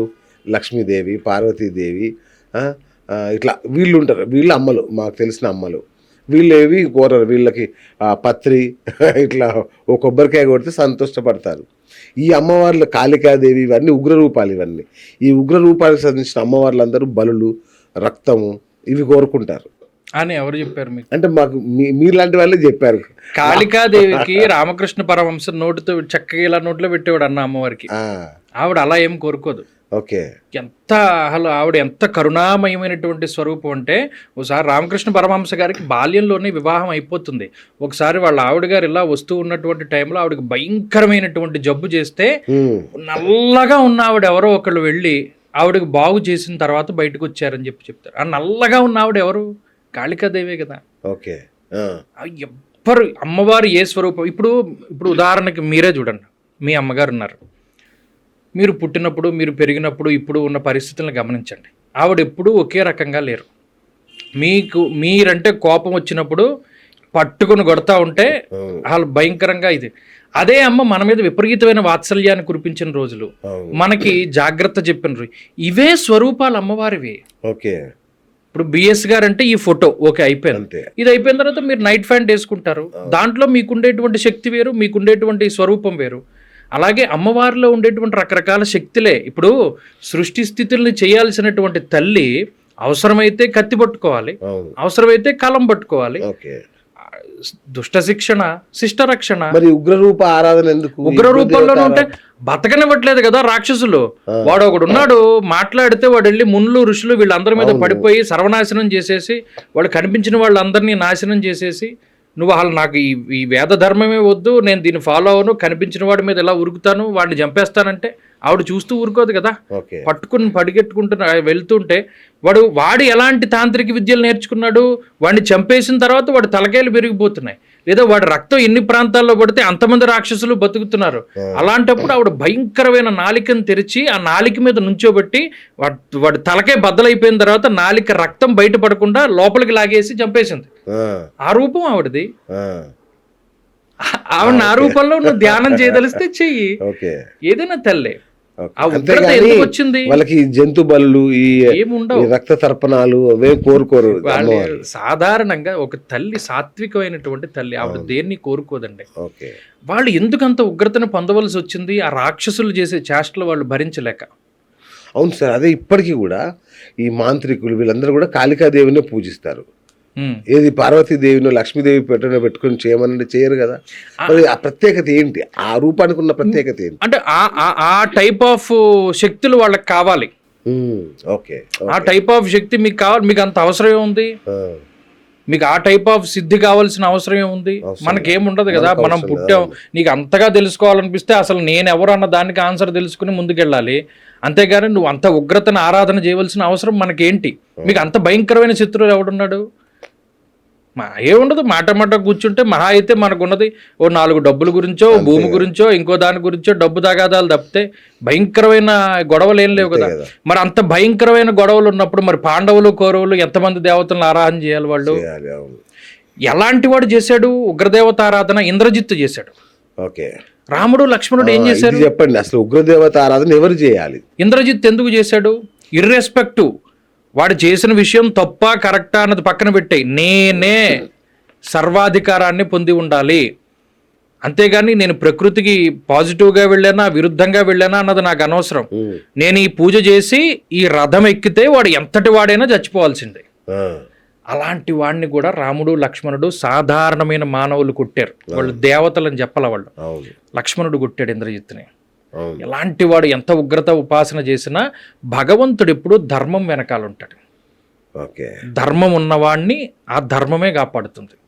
మనం ఏమి చేసినా సరే అల్టిమేట్ మీరు ఎవరినైనా చూసుకోండి, ఎంత భయంకరమైన ఉపాసన చేసిన వాళ్ళైనా చూసుకోండి, ఇప్పుడు చివరికి ఎలా ఉన్నాడు.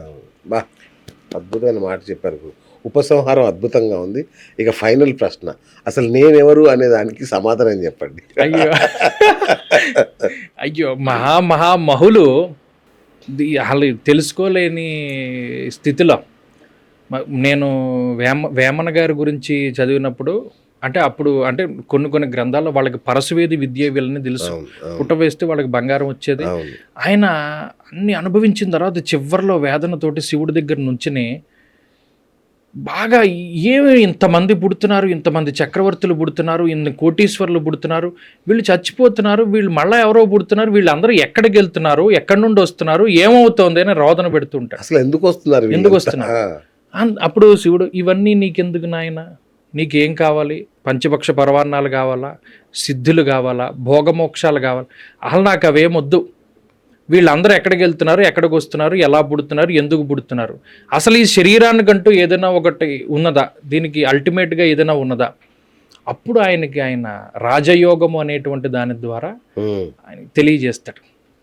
అది నేను ఎవరు, లేకపోతే నేను ఎందుకు పుట్టాను, నేను ఎందుకు జన్మకున్న లక్ష్యం ఏంటి, సార్థకత ఏమిటి, ఈ జన్మకున్న సార్థకత ఏమిటి, ఈ ప్రారంధం మనం ఎందుకు అనుభవించవలసి వచ్చింది. ఇప్పుడు అనేక రకాలైనటువంటి వైక్లభ్యాలతోటి పుడుతూ ఉంటాం. కొన్ని కర్మలు ఎలా ఉంటాయంటే, యో నరశాస్త్రమజ్ఞాత్వా జ్యోతిషం ఖలు నిందతి రౌరవం నరకం భూత్వా చాందత్వా చాన్య జన్మని. ఏ నరుడైతే జ్యోతిష్ శాస్త్రము లేదని ఖండిస్తాడో, అజ్ఞానంతో జ్యోతిషాస్త్ర యో నరశాస్త్రం అజ్ఞాత్వా జ్యోతిషం కలు నిందతి, ఇది లేదు అని నిందిస్తాడో వాడికి వచ్చే జన్మలన్నీ కూడా అంధత్వము, చాందత్వ చాన్య జన్మని, అన్య జన్మల్లో అంతా గుడ్డితనం వస్తుంది. ఓకే, ఇక్కడ జ్యోతిష్యం అనే ఒకటే కాదు, మనకి తెలియని దాన్ని రైట్ లేదు అని మనం మాట్లాడకూడదు. మరి తెలుసుకుంటేనే మనకి సముద్రం పైకి కనబడుతోంది కదా, ఇది లోతు లేదని మనం అనకూడదు. దిగితే వాడికి లోతు తెలుస్తుంది.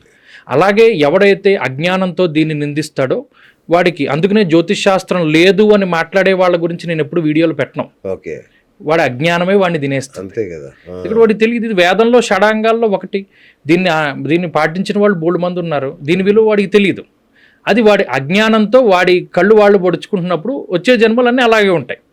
అలాగే పోయిన జన్మల్లో ఏదైనా ఒక గ్రంథాలు దొబ్బేసిన వాళ్ళు, గురువులను నింద చేసిన వాళ్ళు, పంచమహాపాతకాలు చేసుకున్న వాళ్ళు, వీళ్ళందరూ అనేక రకాల కర్మలు అనుభవిస్తూ ఉన్నప్పుడు మనం ఈ కర్మల నుండి ఎలా బయటపడాలి అన్నది వాళ్ళు చూసుకోకుండా కేవలం డబ్బు సంపాదించడమే పరమావధిగా పెట్టుకుని ఒక పేరు ఒక ప్రఖ్యాత వచ్చిన తర్వాత ఇదే మన జీవితానికి సార్థకత అని భావించి కర్మలు చేయడం మానేస్తారు చూడండి, వాళ్ళందరూ అజ్ఞానులే. ఓకే, కాశీఖండంలో దివోదాసు అనేటువంటి మహారాజు గారు గొప్ప రాజ్యాన్ని చేసిన తర్వాత అన్నీ వదిలేసి శివుడి దగ్గర ఉంటాడు. ఆయన ఒక కుండం తవ్వుకుని ఒక లింగాన్ని స్థాపించి అక్కడ అభిషేకాలు చేసుకుంటూ ఉంటాడు. ఆయనకి మోక్షం వస్తుంది. అలాగే మన జీవితానికి ఏది సార్థకత, మనం ఎందుకు పుట్టాం, మనకి ఈ ఫీల్డ్లో భగవంతుడు ఇలా ఉంచాడు, దీని ద్వారా మనం ఎవరికైనా సహాయం చేయగలమా? పరోపకారార్థమిదం శరీరం. మనకి ఏం చెప్పినా, శాస్త్రంలో ఎంత చదివినా, ఎన్ని పురాణాలు చదివినా, ఎన్ని గ్రంథకోటిభి పరోపకారాయ మనం ఈ పరోపకారం చేయాలి. రైట్. సో ఇప్పుడు అందరికీ మోక్షాన్ని ఇచ్చే ఇంకొక భయంకరమైన ప్రశ్న ఇప్పుడు మీరు ఎదుర్కోవాలి, దానికి కరెక్ట్ జవాబు చెప్పాలి. మీరు మీకోసం వందల మంది వెయిటింగ్లో ఉంటున్నారు, మీరు దొరకట్లేదని చాలా ఇబ్బంది పడుతున్నారు, వాళ్ళకి మీరు ఏం చెప్తారు చెప్పండి. క్షమించాలి, ఎందుకంటే ఇందులో నేను ఒక్కడనే కదా, నాకేం కామరూపశక్తి లేదు. నేను ఒక్కడనే కొన్ని వందలుగా మారిపోయాను. మనం ఎంతసేపు రోజులో మాట్లాడితే మా అయితే 20 మందితో 30 మందితో మాట్లాడితే గొప్ప, అది కూడా చాలా ఎక్కువ. మరి ఇందులో గొప్ప విషయం ఏంటంటే జిజ్ఞాసువులు అంటే ఒక మాట అంటాడు ఆయన, మీరు ఒక గ్రంథం ఉంటుంది దాని పేరు ఏంటంటే, నాకు వచ్చిన సమస్య ఏంటంటే పుస్తకాల పేర్లు మర్చిపోతా. ఓకే, అయినా మీరు చెప్పే అన్ని పుస్తకాల పేర్లు వివేక చూడామణి అనేటువంటి గ్రంథంలో సాక్షాత్తు శంకర భగవత్పాదుల వారు మాట అంటారు, దుర్లభం త్రైమై వైతత్ దైవానుగ్రహ హేతుకం మనుష్యత్వం ముముక్షత్వం మహాపురుష సంశ్రయ. 3 దుర్లభమైనటువంటివి. ఒకటి మనుష్య జన్మ, అది రాదు, మనం కోరుకుంటే రాదు. ఎందుకు చెప్పనా, ఇప్పుడు ఒకరు మర్డర్ చేశాడు అనుకోండి, ఎవరినేనన్ను, లేకపోతే చంపేశాడు, జైల్లో పెట్టాం, శిక్ష. అంటే ఏంటి, ఈ జీవి ఈ శరీరంతో కొంతకాలం పాటు చెడు పనులు చేయకుండా ఆపగలిగాం. అలాగే భగవంతుడు ఏం చేస్తాడో తెలిసిన, ఈ జన్మలో వీడిని కర్మలు చేసేసాడు కదా, నెక్స్ట్ జన్మలో పాపం చేయడానికి వీలు లేకుండా పశువుగానో పక్షిగానో జంతువుగానో అవేం తప్పులు చేయలేవు కదా, పాపం అక్కడతోటి చేయడం ఆపి కొంత పాప ప్రక్షాళన చేయడానికి కొన్ని 100 జన్మలు అలాగా ఎత్తిస్తాడు. ఆ తర్వాత ఈ పాపం అంతా అయిపోయి కొన్ని లక్షల జన్మలు అనుభవించిన తర్వాత మళ్ళా మనిషిగా పుడతాడు. అది దుర్లభం. దైవానుగ్రహం వల్ల మళ్ళీ మనిషిగా పుట్టాడు. పుట్టినవాడు ఏం చేయాలి, పుణ్య కార్యక్రమాలు చేయాలి. మళ్ళీ ఈ జన్మ పడిపోకుండా, మనిషి జన్మ నుండి పేడ పురుగు కింద వెళ్ళిపోకుండా వీడు ఉత్తమమైనటువంటి గతుల కోసం ప్రయత్నం చేయాలి. అంటే ఉన్న దాంట్లో తీసుకోవాలి, దానం చేయాలి, ఏదైనా మంచి పనులు చేయాలి. లేదు వీడు మళ్ళా మోసాలు చేసి కుట్రలు చేసి ఒక గజం భూమి కోసమో 1,00,000 రూపాయల కోసమో హింసించి అంతఃకర్మని మూటగట్టుకుంటే మళ్ళా ఏం చేస్తాడు, ఈ కర్మ పెరిగిపోయిన తర్వాత దాని నుండి బయటపడడానికి మళ్ళా జంతువుల జన్మలు ఇస్తాడు. అలా ఉంటుంది. అందుకని మనుష్య జన్మ దుర్లభం, దైవానుగ్రహం వల్ల వస్తుంది. ముముక్షత్వము, మనుష్య జన్మలోంచి ముముక్షత్వం రావాలి అంటే నేను ఎవరు అని అడిగారే మీరు ప్రశ్న, అది తెలుసుకునే ప్రయత్నం చేయడానికి గ్రంథాలని పఠించాలి, గురువుల కోసం వెతకాలి, దైవానుగ్రహం కోసం ఇది చేయాలి. అది వాడికి కలగడం కూడా. అందుకనే శ్రీ గురు చరిత్ర పుస్తకం ఎవడు చదువుతాడు అని దాంట్లో ఇండెక్స్లో రాస్తారు. మన దగ్గర ఉన్న పేస్ట్ ఒక 2-3 నెలలుగా పూర్తిగా వాడేసిన తర్వాత చివరిలో ఓడు ఉంటాడు అవును. కకృతి అవును. పిండి పిండి పిండి పిండి దాంట్లోంచి ఒకటి తీస్తాడు చూసారా. అవును. అలాగే కొన్ని కోట్ల జన్మలుగా ఉన్నటువంటి పుణ్యరాశినంతా కూడా నలిపి నలిపి బయటికి తీస్తే అలా ఒక పేస్ట్ పిండి పిండి పిండితే ఎలా చివరకు వస్తుందో కొన్ని జన్మల్లో కొన్ని కోట్ల జన్మల్లో చేసుకున్న పుణ్యాన్ని అంతటిని తీసుకొచ్చి ఒక రాశి కింద పోస్తే ఆ పుణ్యం దత్తుడి నామాన్ని చెప్పడానికి యోగ్యమైనప్పుడు మాత్రమే ఈ గురుచరిత్ర చదువుతారని రాస్తాడు. బాబా బాబా. కాబట్టి ముముక్షత్వం రావడం అన్నది చాలా కష్టం. భగవంతుడి వైపు మనసు తిరగడం అన్నది చాలా కష్టం. ఓకే. ఆయనే తిప్పుకోవాలి తప్పితే మనం తిరగదు. చేయలేం. ఒక గుడికి వెళ్ళాలి అన్న ఆలోచన రావడం గొప్ప. అది ఇది ఎలా వస్తుంది? మనుష్యత్వం ముముక్షత్వం మహాపురుష సంశ్రయ. మీరు నాతో ఉన్నారు, నేను సోమవారం గుడికి వెళ్తాను, 2 బిఎస్ గారంటే వస్తారు. ఉత్తినే వేస్తారా? లేదు, ఒక గురువు ఉన్నాడు, ఆయన ఏదో భాగవతమో భారతమో చెప్తాడు, మనం వింటాం, అప్పుడు మనకి దానివల్ల పుణ్యం వస్తుంది. ఆ గురువు లేకపోతే సత్సాంగత్యం, మహాపురుష సంశ్రయ. అందుకని ఈ 3 కూడా దుర్లభమైనటువంటివి, అవి ఎవరికి కూడా సాధ్యం కాదు. ఇవి వచ్చినప్పుడు మనం ఏం చేయాలంటే ఇలా మీరు అన్నట్టు నేను ఎవరినైనా ప్రశ్న వేసుకుంటూ వెళుతూ ఉండాలి. ఇలా ఈ క్రమంలో ఏమవుతుంది అంటే మీరు అడిగారు నేను ఎందుకు దొరకట్లేదు. ఇప్పుడు మనం రోజుకి ఎంతమందితో మాట్లాడతాము? 20 మంది 30 మందితో మాట్లాడతాము. మరి నాకు ఇప్పుడు చెప్పిన వాళ్ళందరూ కూడా నెగిటివ్లే చెప్తారు నా దగ్గర. నాకు ఇది లేదండి, అది లేదండి, నాకు ఇది ఇలా అయిపోయిందండి, అలా అంత నెగిటివిటీని నేను ఎలా పోషించగలుగుతాను? నాకు కొంత అనుష్ఠాన బలం ఉండాలి, గురువుల బలం ఉండాలి, ఏదో ప్రతిరోజు చేసుకునే సంధ్యావందనాది క్రతువులు చేసుకోవడానికి. సో ఇది టైం సరిపోట్లా. ఓకే. ఇప్పుడు ఒకేసారి అంతమంది జిజ్ఞాసువులు, శాస్త్రం తెలుసుకోవాలనుకున్న వాళ్ళు, లేకపోతే మాట్లాడితే బాగుంటుంది అనుకున్న వాళ్ళు ఒకేసారి మీద పడిపోతే మరి నేను ఎంతమంది మాట్లాడితే మీరు పడుతున్నారు దాంట్లో. అందుకే మీ ద్వారా చెప్పిద్దామని నేను ప్రయత్నించాను ప్రేక్షకులకి. సో గురువు గారితో మాట్లాడంటే వారం 10 రోజులు వెయిట్ చేయండి. ఎందుకంటే మీకు బెస్ట్ డాక్టర్ దగ్గరికి వెళ్తే 1 నెల రోజులు 2 నెలలు అయినా అపాయింట్మెంట్ దొరకదు కదా. ఇది అలాంటి పరిస్థితే నాకు అర్థమైంది. సో కొంచెం ఓపిక పట్టండి. చాలామంది మన ఫోన్ చేసి తిడుతున్నారు, ఎప్పుడు ఇస్తావు, ఇంకెప్పుడు ఇస్తావు, నాకు అర్జెంట్ ఉంది, నేను అర్జెంటుగా చూడాలి. కానీ విచిత్రం ఏంటంటే అందరికీ అర్జెంటే, అదే కదా వచ్చింది బాగా. సో అందుకని కొంచెం వారం 10 రోజులు ఓపిక పట్టేలాగా ఉంటే గురుగారి కోసం ఫోన్ చేయండి. మీకు అద్భుతమైన రిజల్ట్ ఉంటుంది, అద్భుతమైన జ్యోతిషం మీకు దొరుకుతుంది. అంతే కదా గురుగారు? మీ తరఫున మాట ఇచ్చేసాను, నాకు మాట రాకుండా చూసుకోండి. థ్యాంక్ యూ గురుగారు, థ్యాంక్ యూ సో మచ్ అండి. సో చూశారు కదా అద్భుతమైన ఫణి భాస్కర్ శర్మ గారి అద్భుతమైన మరొక ఎపిసోడ్. ఇది 2వ ఎపిసోడ్. సో ఈ సిరీస్ ఇలాగే కంటిన్యూ అవుతూనే చూస్తూనే ఉండండి. మీ బిఎస్ టాక్ షో, నేను మీ బిఎస్ సైనింగ్ ఆఫ్.